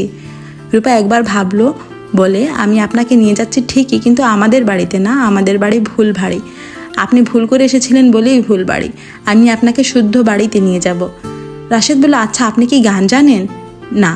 রাশেদ বলল, আমার মধ্যে একটা অদ্ভুত ব্যাপার আছে। কিছু কিছু মানুষকে দেখে আমার মনে হয় মানুষটা গান জানে। তাদেরকে সবাইকেই আমি জিজ্ঞেস করেছি, আপনি কি গান জানেন? সবাই বলেছে না। শুধু একজনকে দেখে আমার মনে হয়েছে সে আর যাই জানুক গান জানে না, অথচ সে এত সুন্দর গান জানে। রূপা ব্যানার্জির কথা বলছেন? রাশেদ জবাব দিল না। কিছুক্ষণের মধ্যেই অন্যমনস্ক হয়ে পড়ল। রূপা তাকে নিজের বাড়িতে নিয়ে এলো। রূপা জানে কাজটা ভুল হচ্ছে, মাঝে মাঝে ভুল কাজ করতে ইচ্ছা করে। বাড়িতে ঢুকেই রাশেদ বলল, যে কথাটা আপনাকে বলতে গিয়ে ভুলে গেছি সেটা মনে পড়েছে, বলবো? বলুন। আবার ভুলে গেছি। রূপা বলল, এবার আপনি ভুলেননি, আপনার মনে আছে, কিন্তু আপনি বলতে চাচ্ছেন না। রাশেদ বলল, আপনার এত বুদ্ধি কেন? আমি একটা ব্যাপারে খুব অবাক হচ্ছি। আমি দেখেছি রূপা নামের মেয়েদের খুব বুদ্ধি হয়। সন্ধ্যাবেলা হারুন বাসায় ফিরে দেখেন গেস্ট রুমের দরজা খোলা। সেখানে কে যেন শুয়ে আছে, বাইরে থেকে জুতা দেখা যাচ্ছে। জুতা পায়ে বিছানায় শোয়া। আশ্চর্য তো। হারুন বললেন, গেস্ট রুমে কে ঘুমোচ্ছে? মলিনা বলল, ভাইজান ঘুমাইতেছে। আমারে বলল, মলি কফি খাবো। ভাইজান আমারে পুরা নামে ডাকে না, মলি ডাকে। ঘরে ছিল না কফি, দারোয়ান দোকানকে পাঠাইয়া দিয়েছি। মগবর্তী কফি নিয়ে গেলাম। ও আল্লাহ, ভাইজান ঘুমে। হারুন বললেন, ভের ভের করবে না, ভাইজানটাকে ঝেড়ে কাশো। কাশ থাকলে না কাশবো। ভাইজানের নাম রাশেদ, যে জিনিসপত্র ফেলে চলে গিয়েছিল। যে আবার উদয় হয়েছে কেন? আফা গিয়া নিয়ে আসছেন। ভাইজান ছিলেন হাসপাতালে, খুবই খারাপ অবস্থা ছিল। অবস্থা এমন যে ভাইজান বিছানায় শোয়া, আজরাইল খাটে নিচে ঘাপটি মাইরা বসা। আর কথা বলবে না। রূপা কোথায়? আফা বাজার সদাই করতে গেছে। ভাইজান গরুর মাংস দিয়া পরোটা খাইতে চাইছে, ঘরে মাংস নাই। অচেনা এক লোক ঘরে ঢুকে গরুর মাংস পরোটা খেতে চাইলো, আর তোমার আপা মাংস কেনার জন্য ছুটলো কসাইয়ের দোকানে। মলিনা বলল, কসাইয়ের দোকানে যাবেন কেন? আগুরাই গেছে। সহজ কথা বললে বুঝেন না আপনি? এমন মুসিবতের মানুষ। ডেকে তোলো তোমার ভাইজানকে। একটা রুগী মানুষ ঘুমাইতেছে, আমি তারে ডাইকা তুলবে এমন পাশান আমি না। প্রয়োজনে বাসার কাম ছাড়া গার্মেন্টসে চাকরি নিব। গার্মেন্টে ছুটি আছে, ওভারটাইম আছে, মেডিকেল আছে, বাসা বাড়ির কামে বকা ছাড়া কিছুই নাই। হারুন গেস্ট রুমে ঢুকলেন। সব রহস্যের এখনই মীমাংসা হওয়া দরকার। রাশেদ মনে হয় জেগেই ছিল। হারুনকে ঢুকতে দেখে সে বিছানা থেকে নামলো। হাসি মুখে বলল, আপনি নিশ্চয়ই রূপার বাবা? হারুন বললেন, হ্যাঁ। আমার পরিচয় প্রথমে শুনুন। আপনি কে সেটাও বলুন। আপনার ব্যাপারটা কি? রাশেদ বলল, আপনি কি আমার উপর কোনো কারণে রেগে আছেন? আমার সঙ্গে রাগ করার মতো কোনো বড় অপরাধ আমি করিনি। আপনি কি জানতে চান বলুন, আমি বলছি। আমার নাম দিয়ে এর মধ্যে জেনেছেন। আবারও বলি, আমার নাম রাশেদ রহমান। থাকেন কোথায়? আমেরিকায়, মোরহেড স্টেটে। করেন কি? মোরহেড স্টেট ইউনিভার্সিটিতে গত বছর অঙ্কের লেকচারার হিসাবে জয়েন করেছি। হারুন চেষ্টা করছেন রাগটা ধরে রাখতে পারছেন না। রাগ দ্রুত কমা শুরু হয়েছে। তার সামনে দাঁড়ানো রাজপুত্রর মতো ছেলের উচিত সিনেমায় নায়কের রোল করা। সে শেখাচ্ছে অঙ্ক। পুরোনো দিনের এক নায়কের সঙ্গে ছেলের চেহারার মিল আছে। সে কে? উত্তম কুমার না তো? না, উত্তম কুমার না। উত্তম কুমার এত সুন্দর না। ম্যাথমেটিক্সের কোন ব্রাঞ্চে আপনার পড়াশোনা? টপোলজি। পিএইচডি ডিগ্রি নিশ্চয়ই আছে? জি আছে। মলিনাকে কফির কথা বলে ঘুমিয়ে পড়লেন। কফি কি এখন খাবেন? খাবো। আপনি অঙ্কের লোক, ইতিহাসের বিষয়ে আপনার আগ্রহ থাকার কথা না? আগ্রহ কি আছে? আমার সব বিষয়ে প্রবল আগ্রহ। হারুন ইতস্তত করে বললেন, আমি ইতিহাসের মানুষ, একটা এক্সপেরিমেন্টাল ইতিহাসের বই লিখছি। এক্সপেরিমেন্টাল মানে কি? বইটা লিখছি কবিতায়। রাশেদ আগ্রহের সঙ্গে বলল, প্রফেসর গেমো একটা অঙ্কের বই লিখেছিলেন, বইটার নাম ম্যাথ ইন রাইমস। বলেন কি? অসম্ভব সুন্দর বই। আপনি পড়তে চাইলে আমি ব্যবস্থা করব। অবশ্যই পড়তে চাই। ইন্টারনেটে বইটা আছে, আমি ডাউনলোডের ব্যবস্থা করছি। আমাকে দয়া করে আধ ঘন্টা সময় দিন। হারুন বললেন, আগে কফি খাও, তারপর ডাউনলোড আপলোড যা করার করবে। তুমি এই বয়সে ছোট, তুমি এই জন্য তোমাকে ছোট করে বলছি। রাশেদ বলল, আপনি আমাকে অবশ্যই তুমি করে বলবেন। আমি বয়সে ছোট বলে আপনার মেয়ে রূপাকে তুমি বলেছিলাম, সে রাগ করেছিল। হারুন দুঃখিত গলায় বললেন, আমার এই মেয়ে নিজেকে মনে করে মহাজ্ঞানী, মায়ের স্বভাব পেয়েছে। তার মা নিজেকে মহাজ্ঞানী ভাবে। রূপার মায়ের সঙ্গে যে আমার ছাড়াছাড়ি হয়ে গেছে, এটা কি রূপা তোমাকে বলেছে? জি না। ওইসব কথা বলতে সে লজ্জা পায়, তার সম্মানের হানি হয়। তোমার কাছে বলতে কি সমস্যা কিছুই বুঝলাম না। সে তো আর ঢাক পিটিয়ে বলছে না, নিজের লোকের কাছে বলছে। মান সম্মান নিয়ে বসে থাকার কোনো অর্থ আছে তুমি বলো? রাশেদ বলল, কোনো অর্থ নেই। আমি যে ছাদে মাছ চাষ করি, রূপা তোমাকে বলেছে? বলেনি। কি মাছ চাষ করেন? দেশি মাছ, কই, শিং, মাগুর, তেলাপিয়া। কই মাছগুলি কেন জানি মরে যায়, 7 দিনের মাথায় মরে ভেসে ওঠে। রাশেদ বলল, মৎস্য বিশেষজ্ঞ কারোর সঙ্গে আলাপ করা দরকার। মৎস্য বিশেষজ্ঞ পাবো কোথায়? মৎস্য বিশেষজ্ঞ তো আপনার ঘরেই আছে। কে, তুমি নাকি? ইন্টারনেট, গুগল সার্চ দিলেই বের হয়ে পড়বে, আমি বের করে দেব। তার আগে জানুন আপনার মাছের খামারটা দেখে আসি। হারুন আনন্দের সঙ্গে বললেন, চলো যাই, কফি ছাদে বসে খাওয়া যাবে। ছাদে বাগান করেছি, বাগানটি আমার পছন্দ হবে। রূপার অবশ্য পছন্দ না, তার ধারণা ছাদে আমি জঙ্গল বানিয়েছি, যে কোনো সময়ে জঙ্গলে বাঘ দেখা যাবে। সস্তা মেয়েলি রসিকতা। বাগান সম্পর্কে তোমার যদি কোনো সাজেশন থাকে দিতে পারো। দুজন ছাদে উঠে গেলেন। রূপা বাজার নিয়ে ফিরেছে। গেস্ট রুমে কেউ নেই, বসার ঘরেও কেউ নেই। রূপা বলল, মলিনা উনি কি চলে গেছেন? মলিনা হাসি মুখে বলল, বাইজান ছাদে বিরাট গফ চলতেছে। খালুজান এমন গফ দিতেছে আমি অবাক মাছি। যান দিক হাসেন, দেখলে মজা পাইবেন। মদিনা কোথায়? দরজা বন কইরা বসা। খালুজান কফি চাইছে। আমি মদিনারে বললাম, যা কফি দিয়ে আয়। সে বলল, ঝামুনা। আমি বললাম, যাবি না কেন? তুই ভূতের সাথে পীড়িত করতে পারবি আর মেহমানের সামনে যাইতে পারবি না? রূপা নিজের ঘরে ঢুকলো। ঘরের কোনায় মদিনা চুপচাপ বসে আছে, তার মাথা নিচু। রূপা বলল, কোনো সমস্যা মদিনা? মদিনা না সূচক মাথা নাড়লো। রাশেদ সাহেবকে দেখেছ? উনি মানুষ কেমন? মানুষ কেমন আমি তো আফা বলতে পারি না। মদিনা, তোমার সঙ্গে আজ রাতে আমি আলাদা করে বসবো। তোমাকে দেখে কেন জানি মনে হচ্ছে তুমি কিছু বলতে চাচ্ছ, অথচ বলতে পারছো না। আফা চা খাবেন? সাইন না দিই? চা খাবো না, বাবাকে ডাকো, নিয়ে আসো। মদিনা বলল, আমি ছাদে যাব না। আফা যাবে না কেন? মদিনা চুপ করে রইল। তুমি কি কোনো কারণে রাশেদ সাহেবের সামনে যেতে চাচ্ছ না? মদিনা এই প্রশ্নেরও জবাব দিল না, অন্যদিকে তাকিয়ে রইল। হারুন তার রহস্য খাতা খুলেছেন। রহস্যময় যেসব খবর পত্রিকায় ওঠে তিনি তার পেপার কাটিং জমা করেন।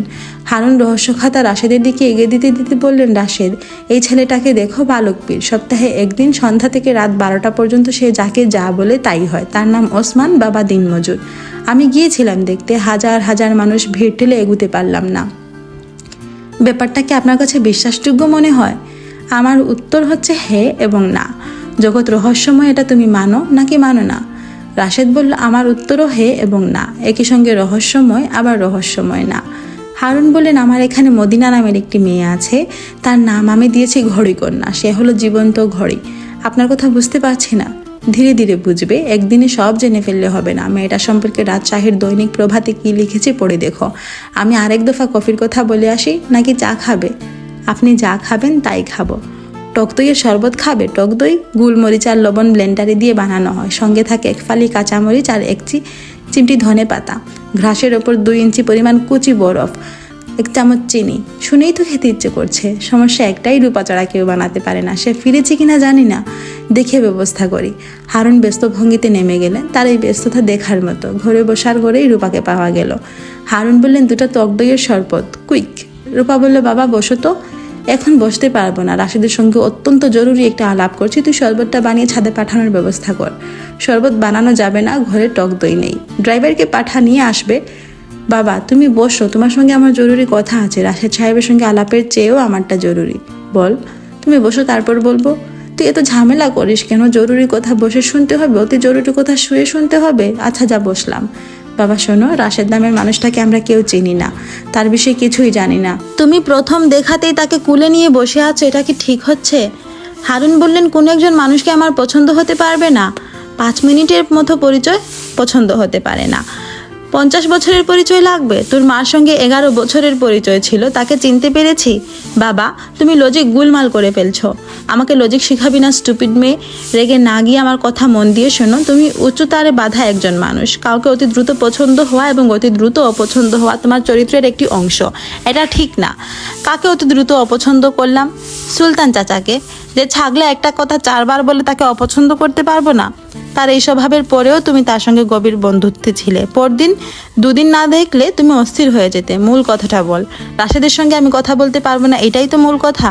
মূল কথা হচ্ছে তোমার ভোলাটাইল নেচার। চট করে অপরিচিত একজনকে দেখিও না, সে তোমার নেচার বুঝতে পারবে না। তোমাকে নিয়ে মনে মনে হাসবে, আমোদ পাবে। তোমার কর্মকাণ্ডে কেউ আমোদ পাবে, এটা আমার পছন্দ না। হারুন উঠে দাঁড়ালেন, কঠিন গলায় বললেন, তুই কি মনে কর অজানা একজনকে বাড়িতে তুলেছিস? এটা বল। তুই নিজেই তো তাকে বাড়িতে কোলে করে এনেছিস, আমি আনিনি। রূপা বলল, বাবা উনি আমার উপর রাগ করে বাড়ি থেকে বের হয়ে ঝড় বৃষ্টিতে পড়ে অসুস্থ হয়ে হাসপাতালে ছিলেন। আমি অপরাধ বোধ থেকে তাকে বাড়িতে এনেছি। তিনি সে রাতে ডিনার না করে চলে গিয়েছিলেন, আমি তাকে ডিনার করাবো। তিনি যে ঠিকানায় যেতে গিয়ে ভুল করে আমাদের বাড়িতে এসেছিলেন, আমি নিজে তাকে সেই ঠিকানায় পৌঁছে দেব। রাতে ডিনারের পরপরই এই কাজটা করা হবে। এতে দেরি করে লাভ কি? এক্ষুনি লাথি দিয়ে বের করে দে, যেখানের জিনিস সেখানে চলে যাবে। বাবা, তুমি আবার ছেলে মানুষই শুরু করেছ। হারুন বললেন, আমি ছেলে মানুষ তাই ছেলে মানুষই করছি। তুই বুড়ি, তুই করবে বুড়ি মানুষই। যা, আমি তোর সঙ্গে বাস করবো না আর। কোথায় যাব? বনে জঙ্গলে চলে যাব, গাছের ডালে ঝুলে থাকবো, ক্ষুধা লাগলে গাছের পাতা খাবো। হারুন হন হন করে সদর দরজা খুলে রাস্তায় নেমে গেলেন। রূপা দীর্ঘশ্বাস ফেলে রাতের ডিনারের আয়োজন করতে গেল। রাশেদ নামের মানুষটার পরোটা মাংস খেতে মন চাইছে, ঝাল মাংসের সঙ্গে বিস্কিটের মতো পরোটা। ছাদে আলো নেই, বাড়ির চারপাশে গাছপালার কারণে অন্ধকার গাঢ় হয়েছে। রাশেদ চৌবাচ্চার পাশে বসেছিল, টক দইয়ের শরবতের অপেক্ষা। হারুন ফিরছেন না, মনে হয় শরবত বানানোর প্রক্রিয়া জটিল, সময় লাগবে। রূপার বাবাকে রাশেদের ভালো লেগেছে, তার নিজের বাবা খানিকটা এরকমই ছিলেন। রাশেদের মা বলতেন, মানুষ কেমনি চিনবি বলবো? ঘোড়া চিনি কানে, রাজা চিনি দানে, মেয়ে চিনি হাসে, পুরুষ চিনি কাশে। ভালো জাতের ঘোড়া কান দেইকা চিনতে হয়, রাজা কত বড় তার পরিচয় হয় তার দানে, মেয়েদের চেনা যায় তাদের হাসি দিয়ে, আর পুরুষ চিনতে হয় তার কাশি দিয়ে। রাশেদ বলেছিল, একজন পুরুষ মানুষ কাশবে, সেই কাশি শব্দে বোঝা যাবে সে কেমন পুরুষ। কাশ হইল তার গলার আওয়াজ, মানুষের গলার আওয়াজই তার পরিচয়। হারুন নামের মানুষটার গলার আওয়াজ মোটেই ভালো না, কিন্তু মানুষটা ভালো, এতে কোনো সন্দেহ নেই। রাশেদ ছাদের গাছপালা দেখছে, ছাদে বাগানের সুযোগ আমেরিকার নেই। আমেরিকার আকাশ থেকে বরফ পড়ে, বাংলাদেশের আকাশ থেকে পড়ে বৃষ্টি, গাছপালার প্রাণদায়িনী বৃষ্টি। ড্রাম কেটে একটা কাগজি লেবুর গাছ লাগানো হয়েছে, গাছ ভর্তি লেবু, কি সুন্দর দৃশ্য। গাছটার একটা ছবি তুলে রাখা দরকার। গাছ নিয়ে রাশেদের মাঠ ছড়া আছে। আমড়া গাছে আম হয় না, কাঁঠাল গাছে কলা, তেঁতুল গাছে জাম হয় না ত্রিফলা। রাশেদ গাছ থেকে একটা লেবু ছিঁড়ল। Fresh lemon smell purifies the heart. লেবুর ঘ্রাণ নিয়ে হৃদয় শুদ্ধ করা যায়। রাশেদ ঘ্রাণ নিল। অন্ধকারে ছাদে ঘুরছেন, এই যে রুফ গার্ডেন সুইচ, বাতি জ্বেলে দেই। রূপার কথায় রাশেদ হঠাৎ চমকে উঠল। কেন চমকালো সে নিজেও বুঝতে পারল না। মানুষের প্রতিটি কার্যের পেছনে কারণ থাকে, চমকানোর পেছনের কারণটা কি? এমন কি হতে পারে অন্ধকারে রূপার গলার স্বর অন্যরকম শোনাচ্ছে? দিন রাত্রির সঙ্গে মানুষের গলার স্বর কি বদলায়? রাশেদ বলল, বাতি জ্বালাতে হবে না, অন্ধকারে হাঁটতে আমার ভালো লাগছে। আপনার বাবা কোথায়? আমার উপর রাগ করে বাড়ি ছেড়ে চলে গেছেন। কি সর্বনাশ! রূপা বলল, সর্বনাশের কিছু না, মাসে একবার আমার উপর রাগ করে বাবা বাড়ি ছেড়ে চলে যান, ঘন্টা খানিক পর ফিরে আসেন। বাবার সঙ্গে অনেকক্ষণ আলাপ করলেন। বাবাকে কেমন লাগলো? রাশেদ বলল, ছড়া দিয়ে বলি, কলমে কায়স্থ চিনি গোপে রাজপুত, মানুষ ভালো হয় সেই হয় যার কলিজা মজবুত। আমার বাবার কলিজা মজবুত? রূপা বলল, অদ্ভুত ছড়া থেকে শিখেছেন?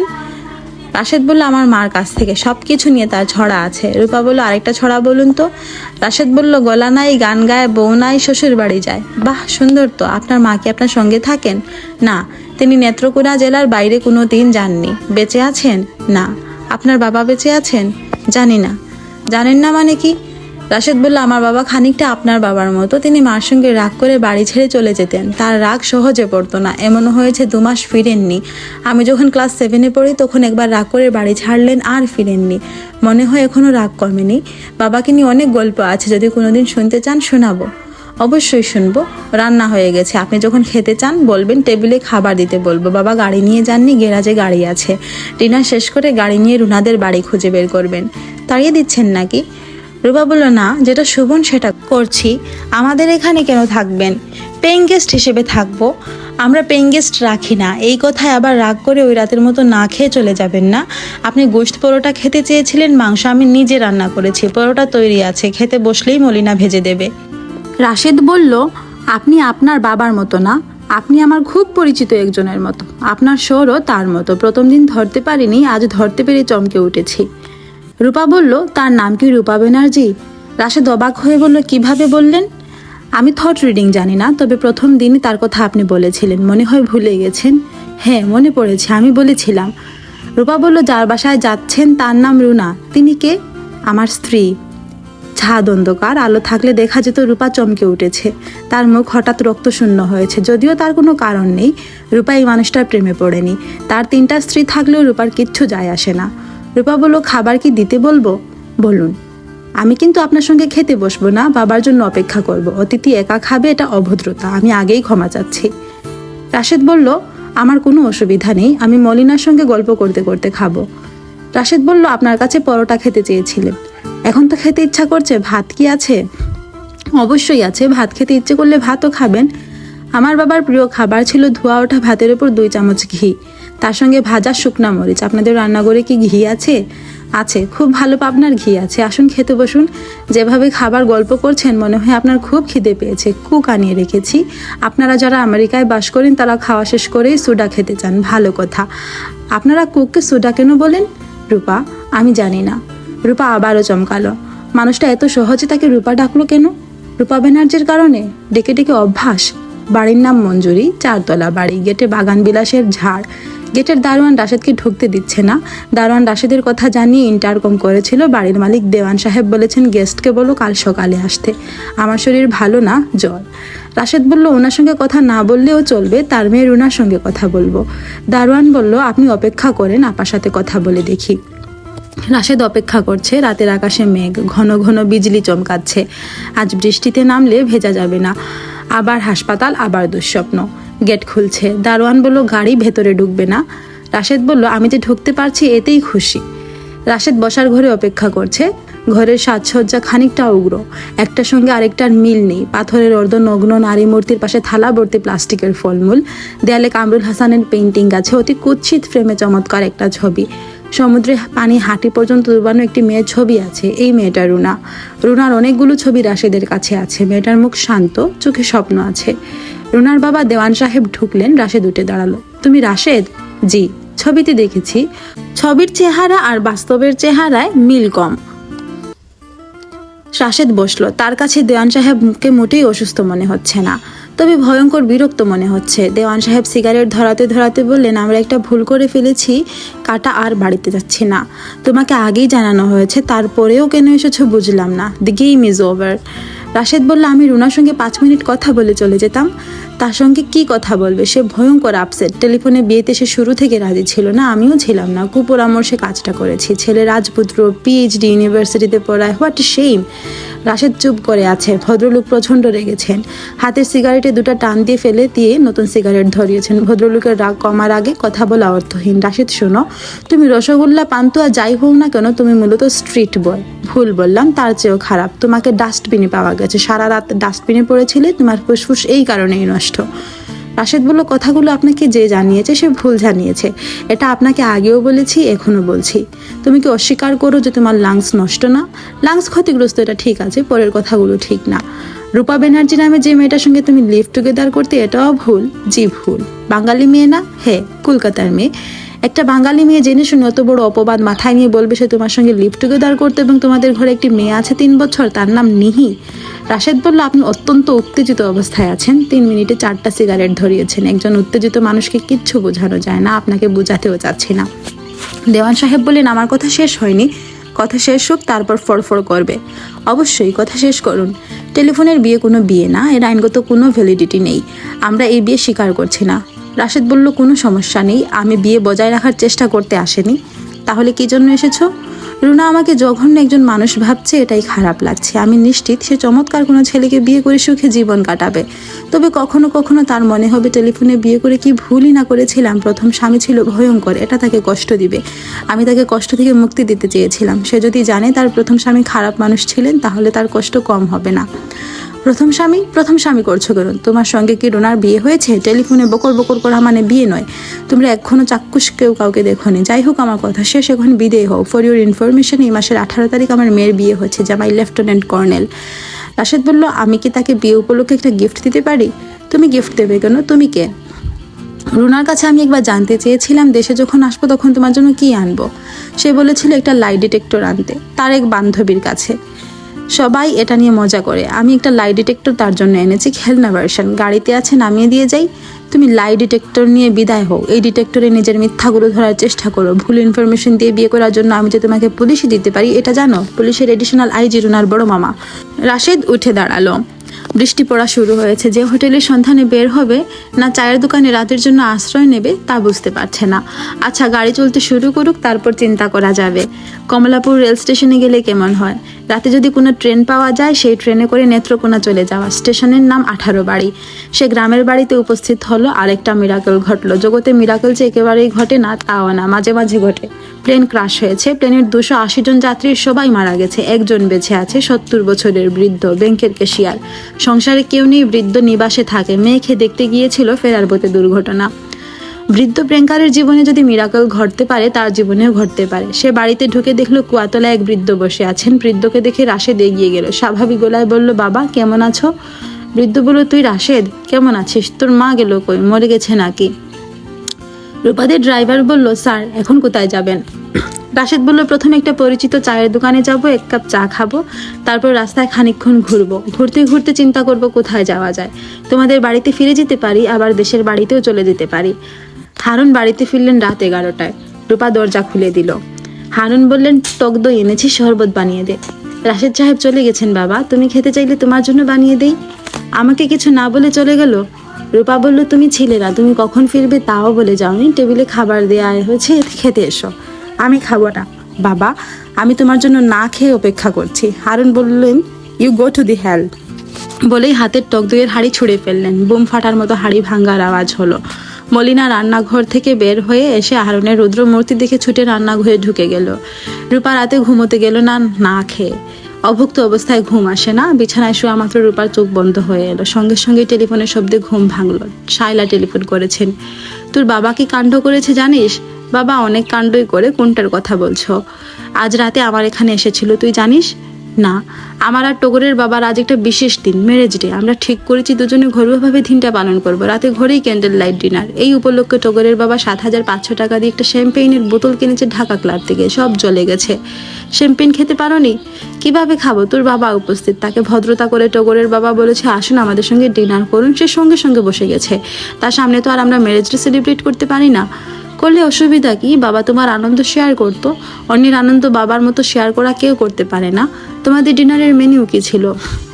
খাবার এসেছে ঢাকা ক্লাব থেকে। চিকেন স্টেক, দেশি কায়দায় প্রন, বিফ আইটেম ছিল। ঘটনা শোন, চিকেন স্টেক এসেছে 2টা, মানুষ 3 জন। এখন আমি যদি আমারটা দিয়ে দিই, টগরের বাবা অন্য কিছু ভেবে বসতে পারে। সমস্যাটা বুঝতে পেরেছিস?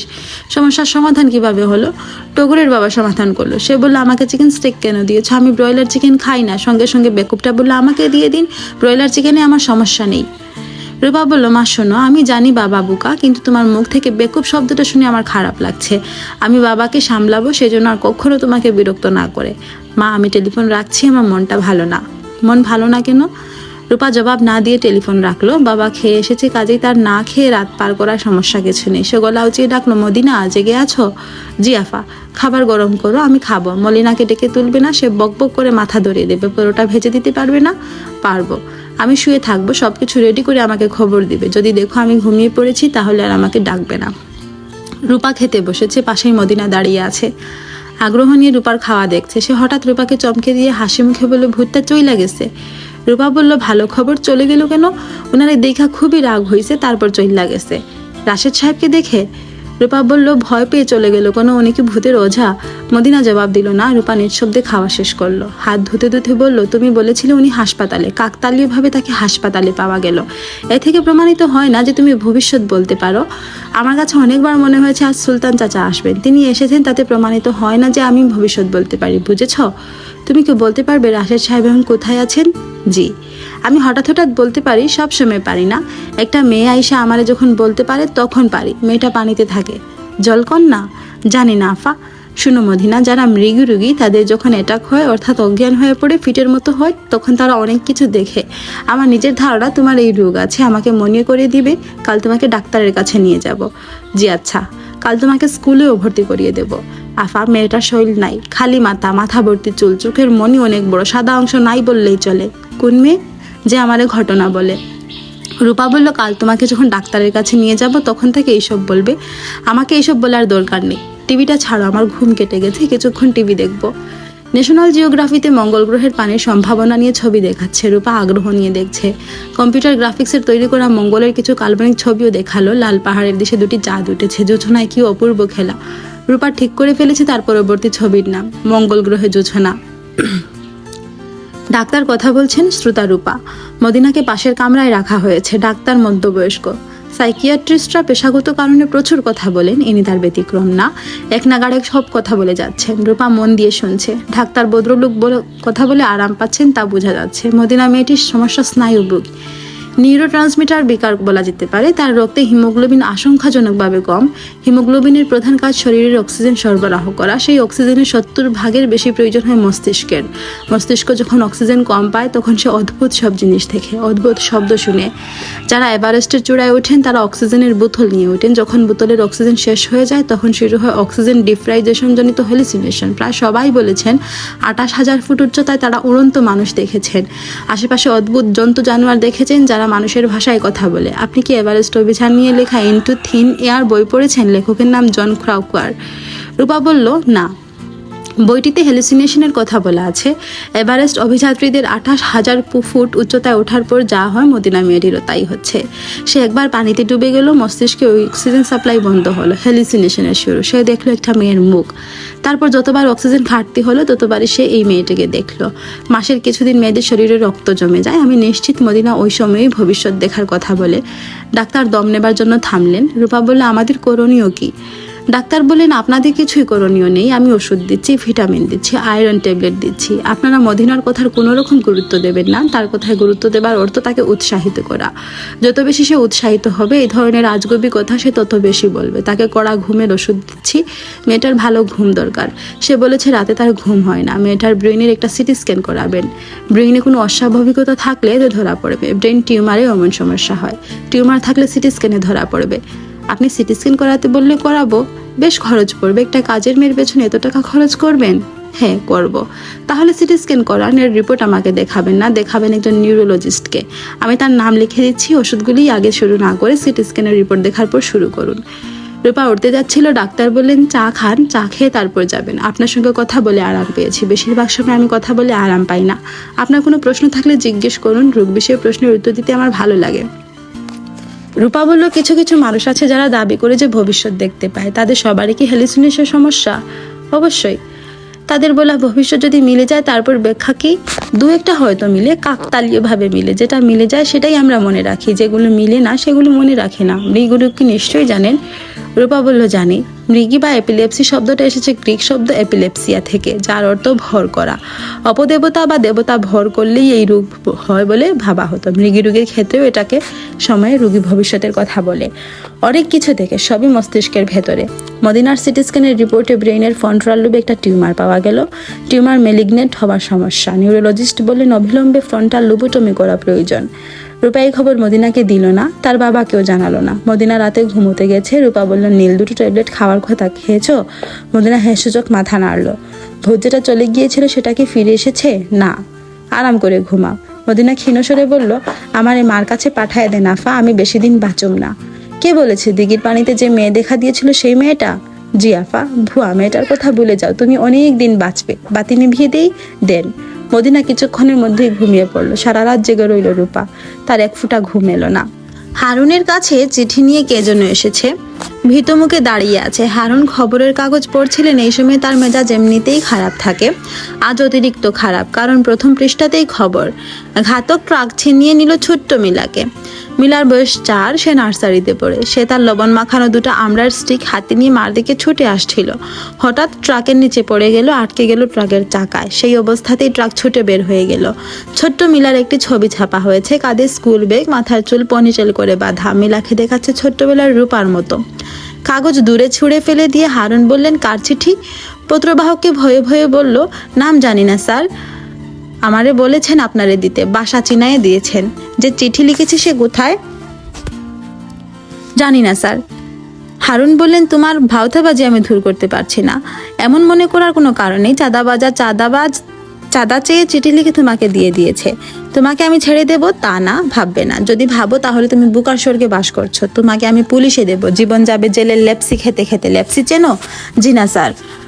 রূপা বলল, কেন শুধু শুধু ফেনাচ্ছ বাবা? হাত থেকে চিঠি নিয়ে পড়ো, তারপর যা করার করবে। হারুন বললেন, নাম গোত্রহীন কারোর লেখা চিঠি আমি তো পড়বো না। এই চিঠি ডাকে আসেনি, কুরিয়ার সার্ভিসেও আসেনি। কাজে চিঠিতে সমস্যা আছে। তাহলে তাকে বলে দাও চিঠি নিয়ে চলে যেতে। হারুন কঠিন গলায় বললে, নেই, তোমার চিঠি আমি পড়বো না। যে চিঠি লিখেছে তার নাম ঠিকানা নিয়ে এসো, তারপর দেখা যাবে। রূপা বলল, বাবা আমার সাজেশন হচ্ছে চিঠিটা পড়ো, হয়তো চিঠিতেই নাম ঠিকানা আছে। হারুন নিতান্ত অনিচ্ছায় চিঠি নিলেন। চিঠিতে লেখা, শ্রদ্ধ ভাজনেদু, রূপার বাবা।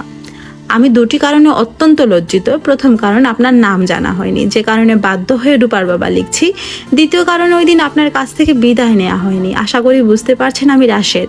ওই রাতে আপনাদের বাড়ি গিয়ে প্রথম কলা বাগান গেলাম, সেখান থেকে গেলাম এক চায়ের দোকানে, সেখানে বসেই এই চিঠি লিখছি। চিঠি লেখা শেষ হলে শামসুর হাতে দিয়ে রওনা হব কমলাপুর রেল স্টেশনের দিকে। যাব নেত্রকোনা। রেল স্টেশনের নাম 18 বাড়ি। রেল স্টেশন থেকে মাইল 2 দূরে আমাদের বাড়ি। বাড়ির নাম উকিল বাড়ি। উকিল বাড়ির নাম কেন হয়েছে তা আমি জানি না। আমাদের গোষ্ঠীতে কোনো উকিল নেই। একজন পীর ছিলেন, আমার দাদার বাবা, নাম বলতে পারবো না। বাড়ির নাম পীর বাড়ি হলে যুক্তিযুক্ত হতো। পীরের প্রসঙ্গ আনলাম কারণ আপনি পীর ফকির খুঁজে বেড়ান, যেই জন্য এই চিঠিটি লেখা সেটা ব্যাখ্যা করি। চায়ের দোকানের মালিক শামসুর ছেলের নাম কেন্তু। সে অপূর্ব গানের গলা নিয়ে পৃথিবীতে এসেছে। আমি গান বুঝি না। আধো ঘুম আধো জাগরণে তার গান শুনে মনে হয়েছে প্রকৃতি হাত ভরে তাকে সুর দান করেছে। আপনার নিশ্চয়ই অনেক জানাশোনা। আপনি কি কোনোভাবে এই ছেলেটিকে সাহায্য করতে পারেন? প্রকৃত প্রতিভা কখনো পাথর ছাপা থাকে না, তবে পাথর সরাইতে বাইরের কিছু সাহায্য লাগে। অতি অল্প সময়ে আপনার যতটুকু পরিচয় পেয়েছি তাতে মনে হয়েছে আপনি এই কাজ আগ্রহ এবং আনন্দ নিয়ে করবেন। বিনীত, রাশেদ রহমান। রূপা বলল, চিঠিতে কি লেখা বাবা? কত টাকা চাঁদা চেয়েছে, নাকি পাত্রী চেয়ে যে বিজ্ঞাপন দিয়েছিল তার উত্তরে কেউ লিখেছে? হারুন বললেন, পড়ে দেখ। যে চিঠি নিয়ে এসেছে সে এখনো দাঁড়িয়ে। হারুন বললেন, তোমার ছেলেকে নিয়ে আসো আধা ঘন্টার সময়, আধা ঘন্টা পরে এনে ট্রেন মিস করবে। রূপা চিঠি শেষ করে হাসলো। হারুন বললেন, এমন বিশ্রীভাবে হাসছিস কেন? মনে হচ্ছে পেতনি হাসছে। চিঠি পড়ে তুমি কি পরিমাণ আনন্দ পেয়েছো এটা বুঝতে পেরে হাসছি। তোমার পরবর্তী কাজকর্ম কি হবে সেটা বুঝতে পেরেও মজা লাগছে। আমার পরবর্তী কর্মকাণ্ড কি? মাইক্রোবাসের 2টো চাকা নষ্ট হয়ে গেছে। চাকা 2টা প্রথমে ঠিক করাবে, তারপর সুলতান চাচাকে নিয়ে রওনা হবে। 18 বাড়ি যাবে, সেখান থেকে শুরু উকিল বাড়ি অনুসন্ধান অভিযান। অর্ধেক ঠিক হয়েছে, বাকি অর্ধেক হয়নি। কোন অর্ধেক ঠিক হয়েছে? আমি রাশেদকে খুঁজে বের করবো এটা ঠিক, তবে গাধা সুলতানকে সঙ্গে নেবে না। সুলতান নামে কাউকে এখন আমি চিনি না। চাচাকে নিতে না চাইলে নেবে না, কিন্তু ওনাকে গাধা সুলতান বলবে না। যাদের আমি পছন্দ করি তাদের সম্পর্কে খারাপ কিছু শুনতে আমার ভালো লাগে না। আচ্ছা, আর বলবো না। রূপা বলল, আমি টেলিফোনে লাইন করে দিচ্ছি, তুমি সুলতান চাচার সঙ্গে কথা বলো। কোন বিষয়ে কথা বলবো? কিন্তু ছেলেটির গান শোনার জন্য আসতে বলো। তুমি তো গানের কিছু বুঝো না, উনি গানের সমজদার মানুষ। তোর কথা সামান্য হলেও যুক্তি আছে, দে লাইন করে দে। রূপা বাবার হাতে টেলিফোন দিয়ে উঠে গেল। মঙ্গল গ্রহে জোছনা ছবিটা আজ আঁকবে। ছবি শেষ না হওয়া পর্যন্ত উঠবে না। রং দেওয়ার পরপর হেয়ার ড্রায়ার দিয়ে শুকাবে। বৃষ্টি বাদলার দিনে আপনি কাগজ শুকাতে অনেক সময় লাগে। হারুন বললেন, সুলতান কেমন আছো? ভালো। একবার ভালো বলেছো কেন? তোমার তো 2বার ভালো বলার কথা, তুমি বলবে ভালো ভালো। সুলতান বললেন, ভালো ভালো। হারুন বললেন, বাসায় চলে এসো, কাজ আছে। কখন আসবো? কখন আসবো? আধা ঘন্টার মধ্যে আসবে। 1 মিনিট দেরি হলে ট্রেন মিস করবে। কাপড় চোপড় নিয়ে এসো, ঢাকার বাইরে যেতে হতে পারে। সুলতান বললেন, পাত্রী চেয়ে যে বিজ্ঞাপন দিয়েছিলে তার জবাব এসেছে? জবাব এসেছে? গোটা 20 চিঠি পেয়েছি, এখনো খুলে দেখিনি। বাড়িতে চলে এসো, দেখবে। আচ্ছা আচ্ছা, অবশ্যই দেখবো, অবশ্যই দেখবো। রূপা মঙ্গল গ্রহে যোজনার ছবি আঁকছে। এখন ছবি আঁকায় কোনো বন্ধন নেই। মাটির রং লাল করা যাবে, নীল করা যাবে। যোজনার খেলাও বন্ধনমুক্ত। রূপা যা ইচ্ছা করতে পারে। মদিনা সামনেই বসা ছবি আঁকা দেখছে। তার চোখে আগ্রহ নেই, অনাগ্রহও নেই। এক ধরনের নির্লিপ্ততা যা সচরাচর দেখা যায় না।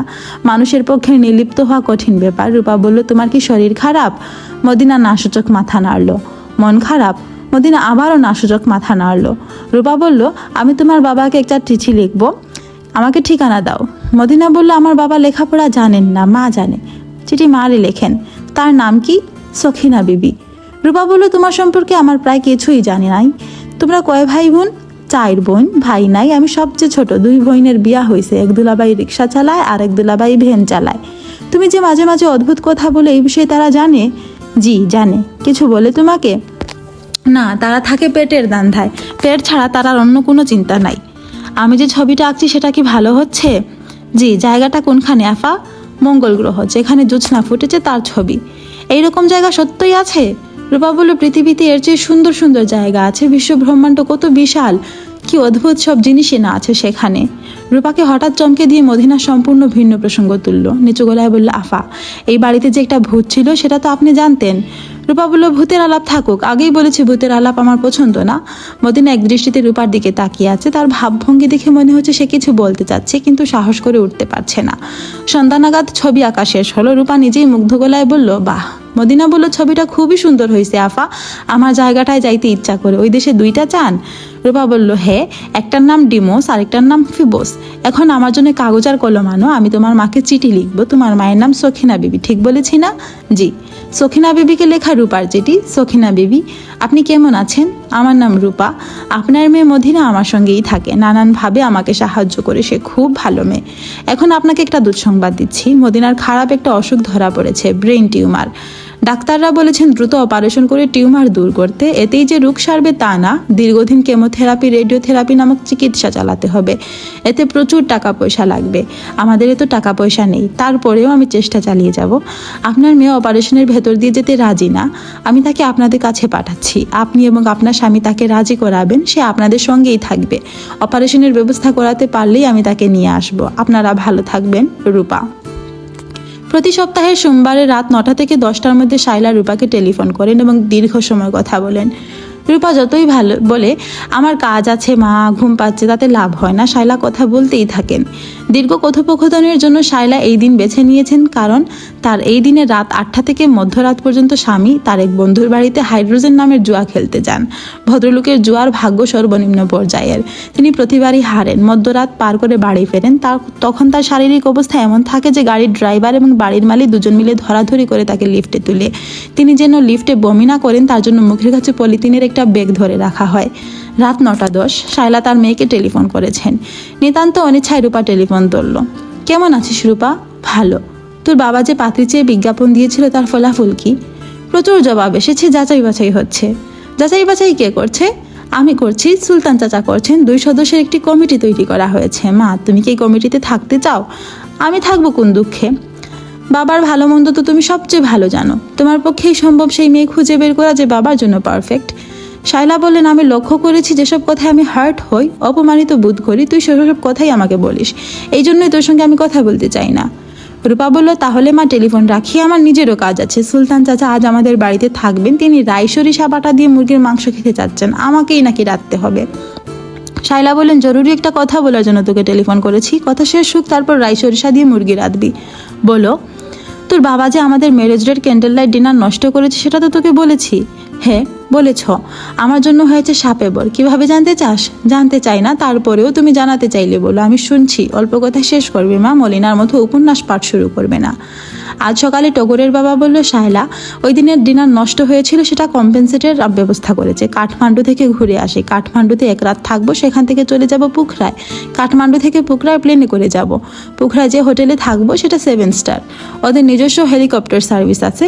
টগরের বাবার ইচ্ছা হেলিকপ্টার রাইড নেওয়া।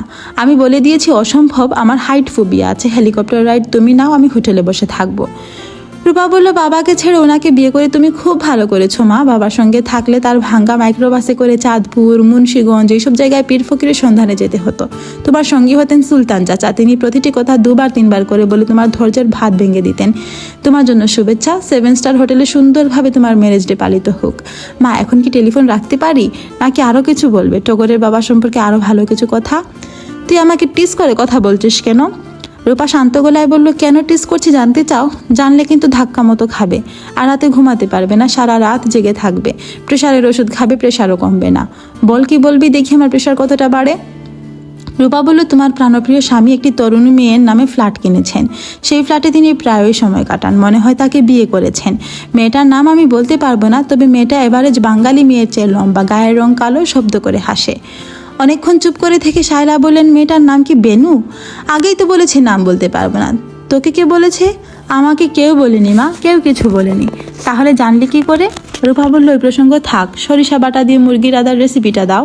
শুধু রেসিপি বাটা দিলেই হবে, তেল দিতে হবে না।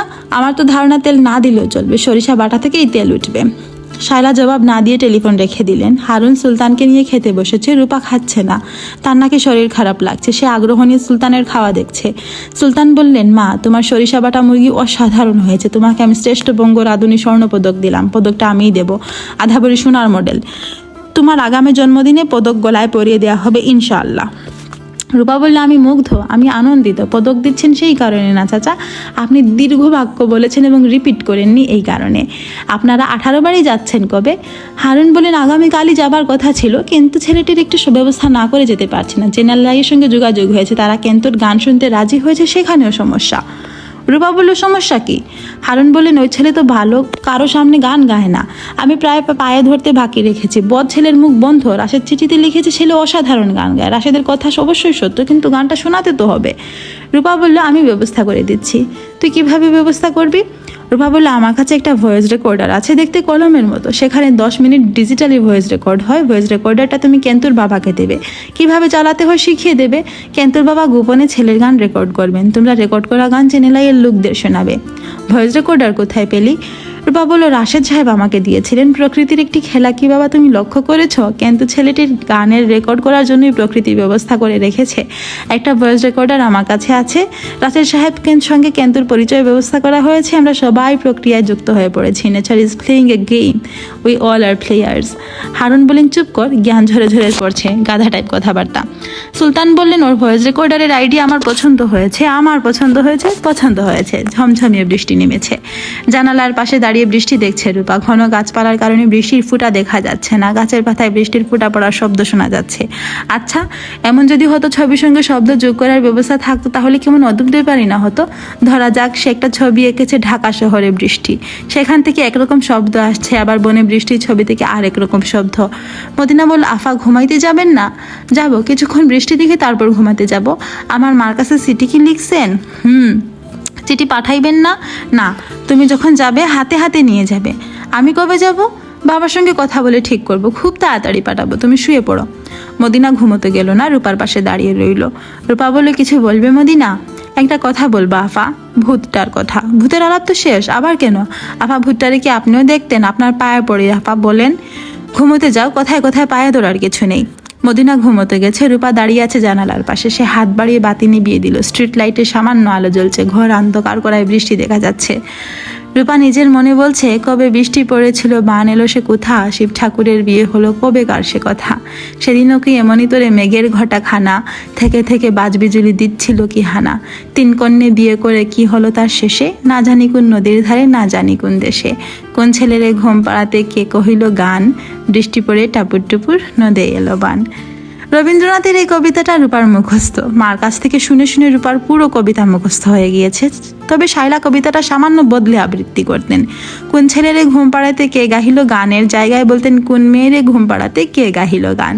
সব সন্তানই বাবা মার কাছ থেকে অনেক কিছু ধার করে। রূপা ঠিক করে রেখেছে সে তার মার কাছ থেকে সব কবিতা বলে ঘুম পাড়ানোর অংশটা ধার করবে। তার বাচ্চাদের ঘুম পাড়াতে সব দিন কবিতা আবৃত্তি করবে না, যেদিন ঝড় বৃষ্টি হবে সেদিন। আফা, এখনো ঘুমাওনি? মন খুব অস্থির আফা। রূপা ছোট্ট নিঃশ্বাস ফেলে বলল, মন অস্থির হবার মতো কিছু ঘটেনি। ঠিক আছে, তোমার মন শান্ত করার ব্যবস্থা করছি। তুমি যে ভুট্টাকে দেখতে, আমিও দেখতাম। সুলতান চাচাকে একদিন বলেছিলাম। সুলতান চাচা বলেছিলেন, আরেকবার এই ধরনের কথা বললে থাপ্পড় খাবি। এরপর থেকে কাউকে বলিনি, ধরে নিয়েছিলাম আমার নিজের কোনো সমস্যা। আফা, আপনার কেউ আমার মতো অসুখ হতে পারে? মদিনা ফিসফিস করে বলল, রাশেদ ভাইজানের সঙ্গে আপনার যে বিবাহ হবে আপনি কি জানেন আফা? জানি। কবে জেনেছেন? যেদিন থেকে প্রথম দেখি সেদিনই জেনেছি। তেগেই সব জানা কি ভালো আফা? না, ভালো না, হিসেব এলোমেলো হয়ে যায়। উনি অসুস্থ হয়ে হাসপাতালে, এটা কি বুঝেছিলেন? হ্যাঁ, বুঝেও না বোঝার ভান করেছি। আমি স্বাভাবিক মেয়ে হতে চেয়েছি মদিনা। মেঝেতে এসে শোবার দরকার নেই, এসো খাটে এসে শো। তুমি বিশ্বাসের ক্ষমতা নিয়ে পৃথিবীতে এসেছো, আমিও এসেছি। এই ক্ষমতার উৎস যদি ব্রেনের টিউমার হয়, তাহলে এই জিনিস আমারও আসে। এসো খাটে আসো। মদিনা বিনা বাক্যে খাটো বেয়ে উঠে এলো। ক্ষীণস্বরে প্রায় ফিসফিস করে বলল, আপনার খুব তাড়াতাড়ি রাশেদ ভাইজানের কাছে যাওয়া দরকার। রূপা বলল, আমি জানি, আর কোনো কথা না, ঘুমোতে চেষ্টা করো। ঘুম এলে বৃষ্টির শব্দে শোনো। মদিনা জেগে আছে, বৃষ্টির শব্দ শুনছে। সে ঠিক করে রেখেছে রূপা আপা ঘুমোতে এলে সে একটা হাত আপার গায়ে রাখবে। আপা নিশ্চয়ই কিছু বলবে না। 3 দিন হলো রাশেদ উকিল বাড়িতে আছে। একতলা পাকা দালান, বাড়ির পেছনে পুকুর, চারদিকে জঙ্গল। একসময় পুকুরের ঘাট বাঁধানো ছিল, এখন ভেঙে পড়েছে। মূল বাড়িও ভেঙেছে। কোথাও কোথাও দেয়াল ধসে পড়েছে। ছাদের অবস্থা ভয়াবহ। বৃষ্টি হইলে ছাদ চুইয়ে পানি পড়ে। একটা ঘর মোটামুটি ঠিক আছে, তবে দরজা নেই। রাশেদ চৌকি কিনে সেখানেই বিছানা পেতেছে। বিছানা বলতে শীতল পাটি, একটা বালিশ। সে হারিকেন কিনেছে 2টা। দিন রাত সারাক্ষণই তার চৌকি নিচে জ্বালিয়ে রাখে।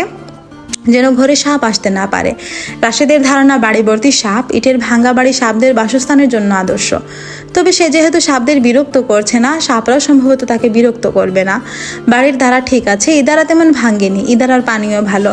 ইদারার বাঁধানো অংশে বসে থাকতে রাশেদের ভালো লাগে। তার বাবা যখন বাড়ি থাকতেন বেশিরভাগ সময় এই জায়গায় বসে থাকতেন।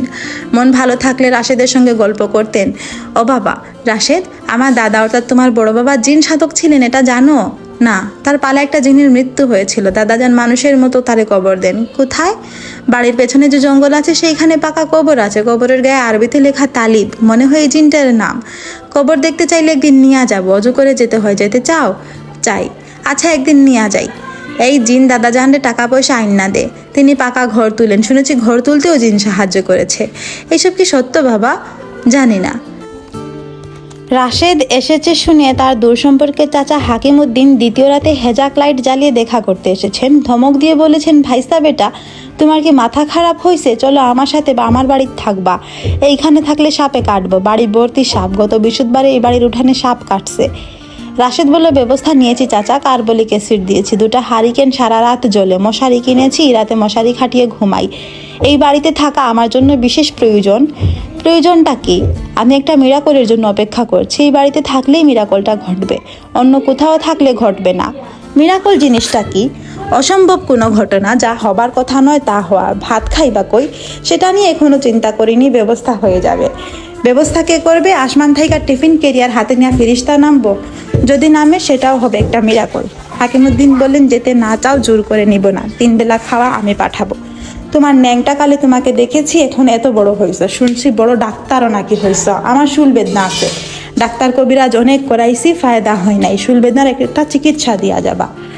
রাশেদ হাসতে হাসতে বলল, আমি নকল ডাক্তার চাচা, রোগবেদির ডাক্তার না, লেখাপড়ার ডাক্তার। ও আচ্ছা, তোমার কি কি জিনিস লাগবে বলো, বাড়িতে গিয়া পাঠাবো। ফুট 4 মাস খাটার জন্য একজন আসবে, তার নাম ইয়াসিন। চোখে চোখে রাখবা, বিরাট চোর।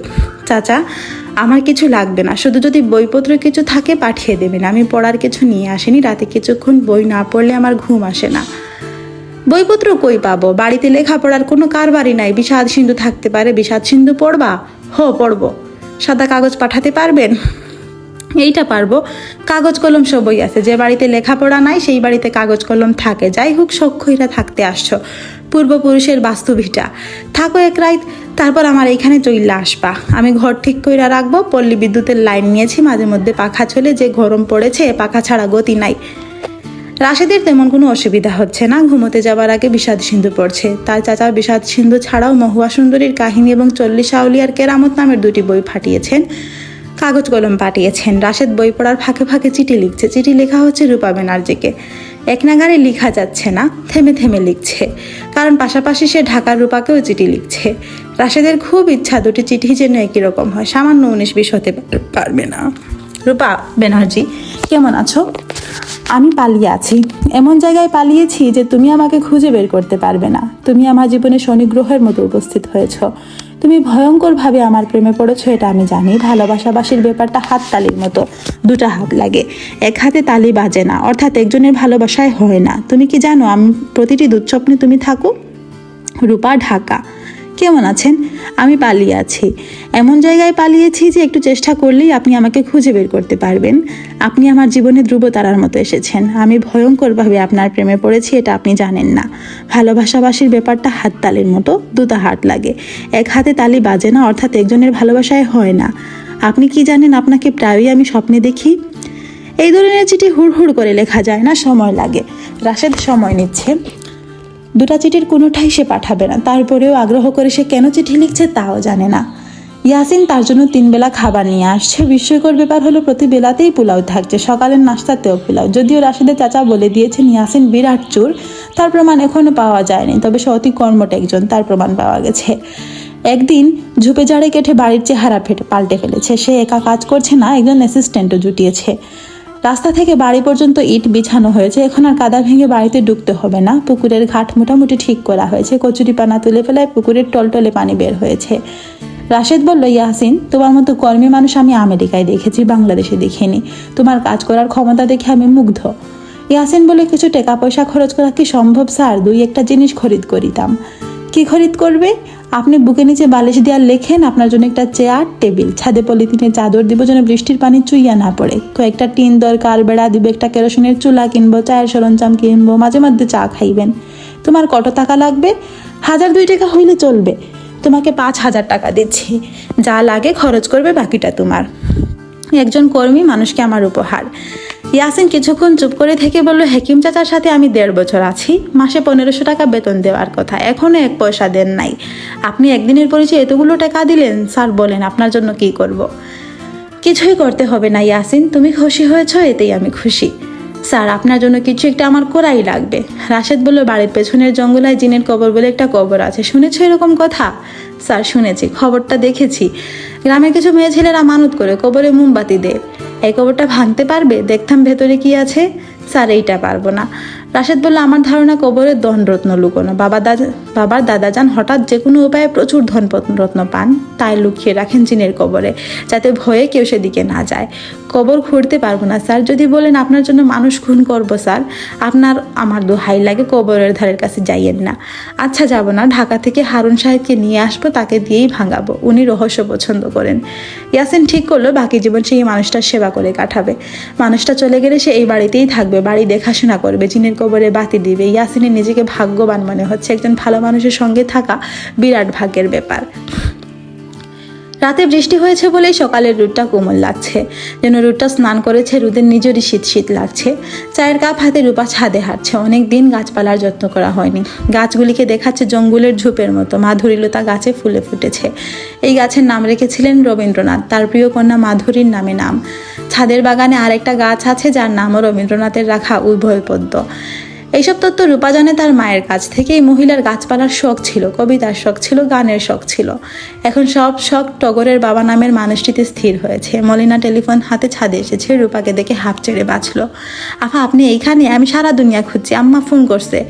রূপা টেলিফোন হাতে নিল। মলিনা বলল, কাল রাত কি খোয়াব দেখছি আফা শুনেন। খোয়াবে রাশেদ ভাইজান বললেন, মলি কফি খাবো। আমি জায়গা উঠলাম, দৌড় দিয়ে রান্নাঘরে ঢুইকা গ্যাসের চুলা জ্বালাইলাম, তখন বুঝলাম খোয়াব দেখছি। কি আচানক বিষয়। রূপা বলল, আমি টেলিফোনে কথা বলবো, তুমি নিচে যাও, নাস্তার জোগাড় করো।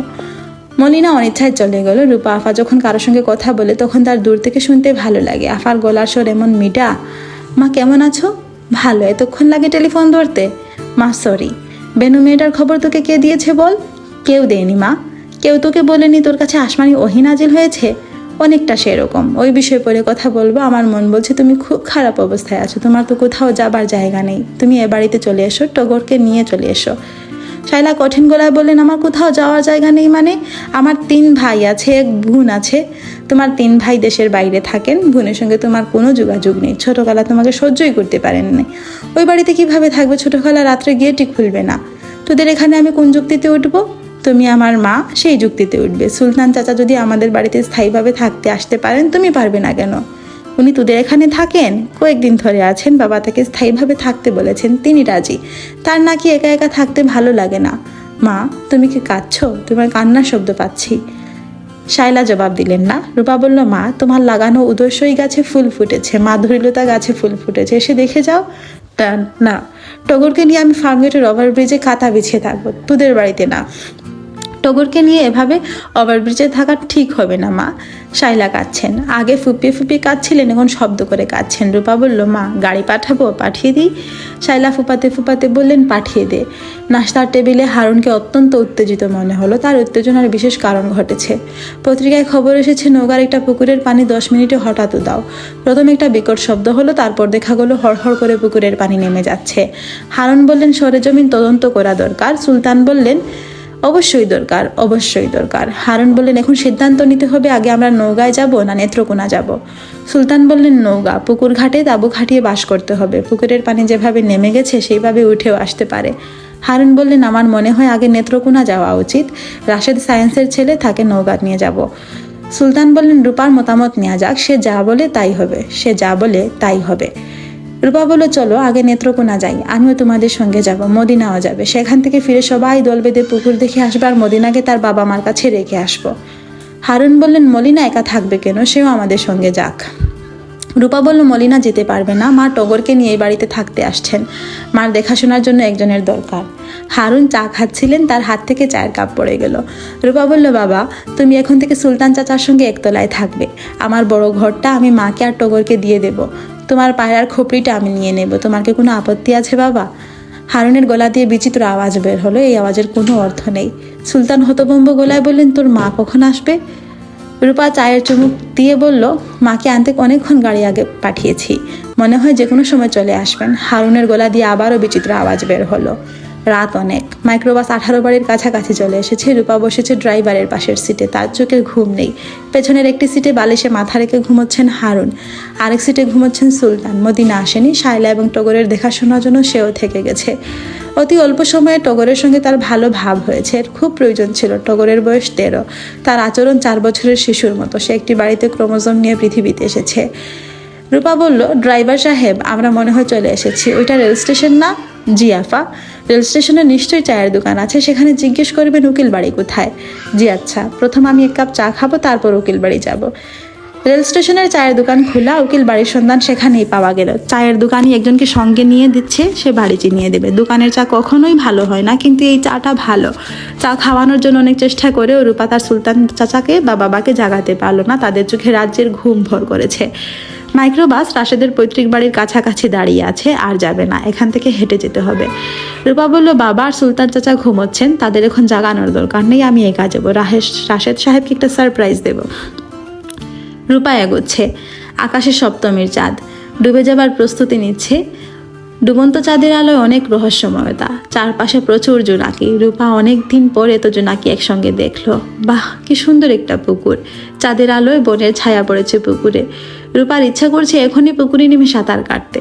একটা কুটুম পাখি ডাকছে, কি সুন্দর পাখিটার গলা। রূপা বাড়ির উঠোনে দাঁড়িয়ে আছে, একটা ঘর দেখা যাচ্ছে, ঘরের দরজা নেই। রাশেদ কি এই ঘরেই থাকে? রূপা প্রথম কথা রাশেদকে কি বলবে ঠিক করেছে। সে বলবে, প্রকৃতি ঠিক করে রেখেছে, আমরা দুজন বাকি জীবন একসঙ্গে থাকবো, আমি এসেছি। ঘরের ভেতর থেকে রাশেদের ভয়ার্ত গলা উঠল, কে উঠানে কে? রূপা বলল, ভয় পেও না, আমি রূপা। হতভম্ব রাশেদ উঠানে এসে দাঁড়িয়েছে। সে বিস্ময় অভিভূত গলায় বলল, এই মাত্র স্বপ্ন দেখেছি, এক গাদা ধবধবে সাদা ফুল নিয়ে তুমি এসেছো, ঘুম ভেঙে দেখি সত্যি তুমি। ফুল কোথায়? ফুল আনতে ভুলে গেছি, সরি। সপ্তমীর চাঁদ ডুবে গেছে, চারদিক অন্ধকার, তারপরও অনেক আলোয় উকিল বাড়ি আলোকিত। এই আলোর উৎস প্রকৃতি জানে, মানুষ জানে না। প্রকৃতি তার সব রহস্য কখনোই প্রকাশ করে না। সমাপ্ত।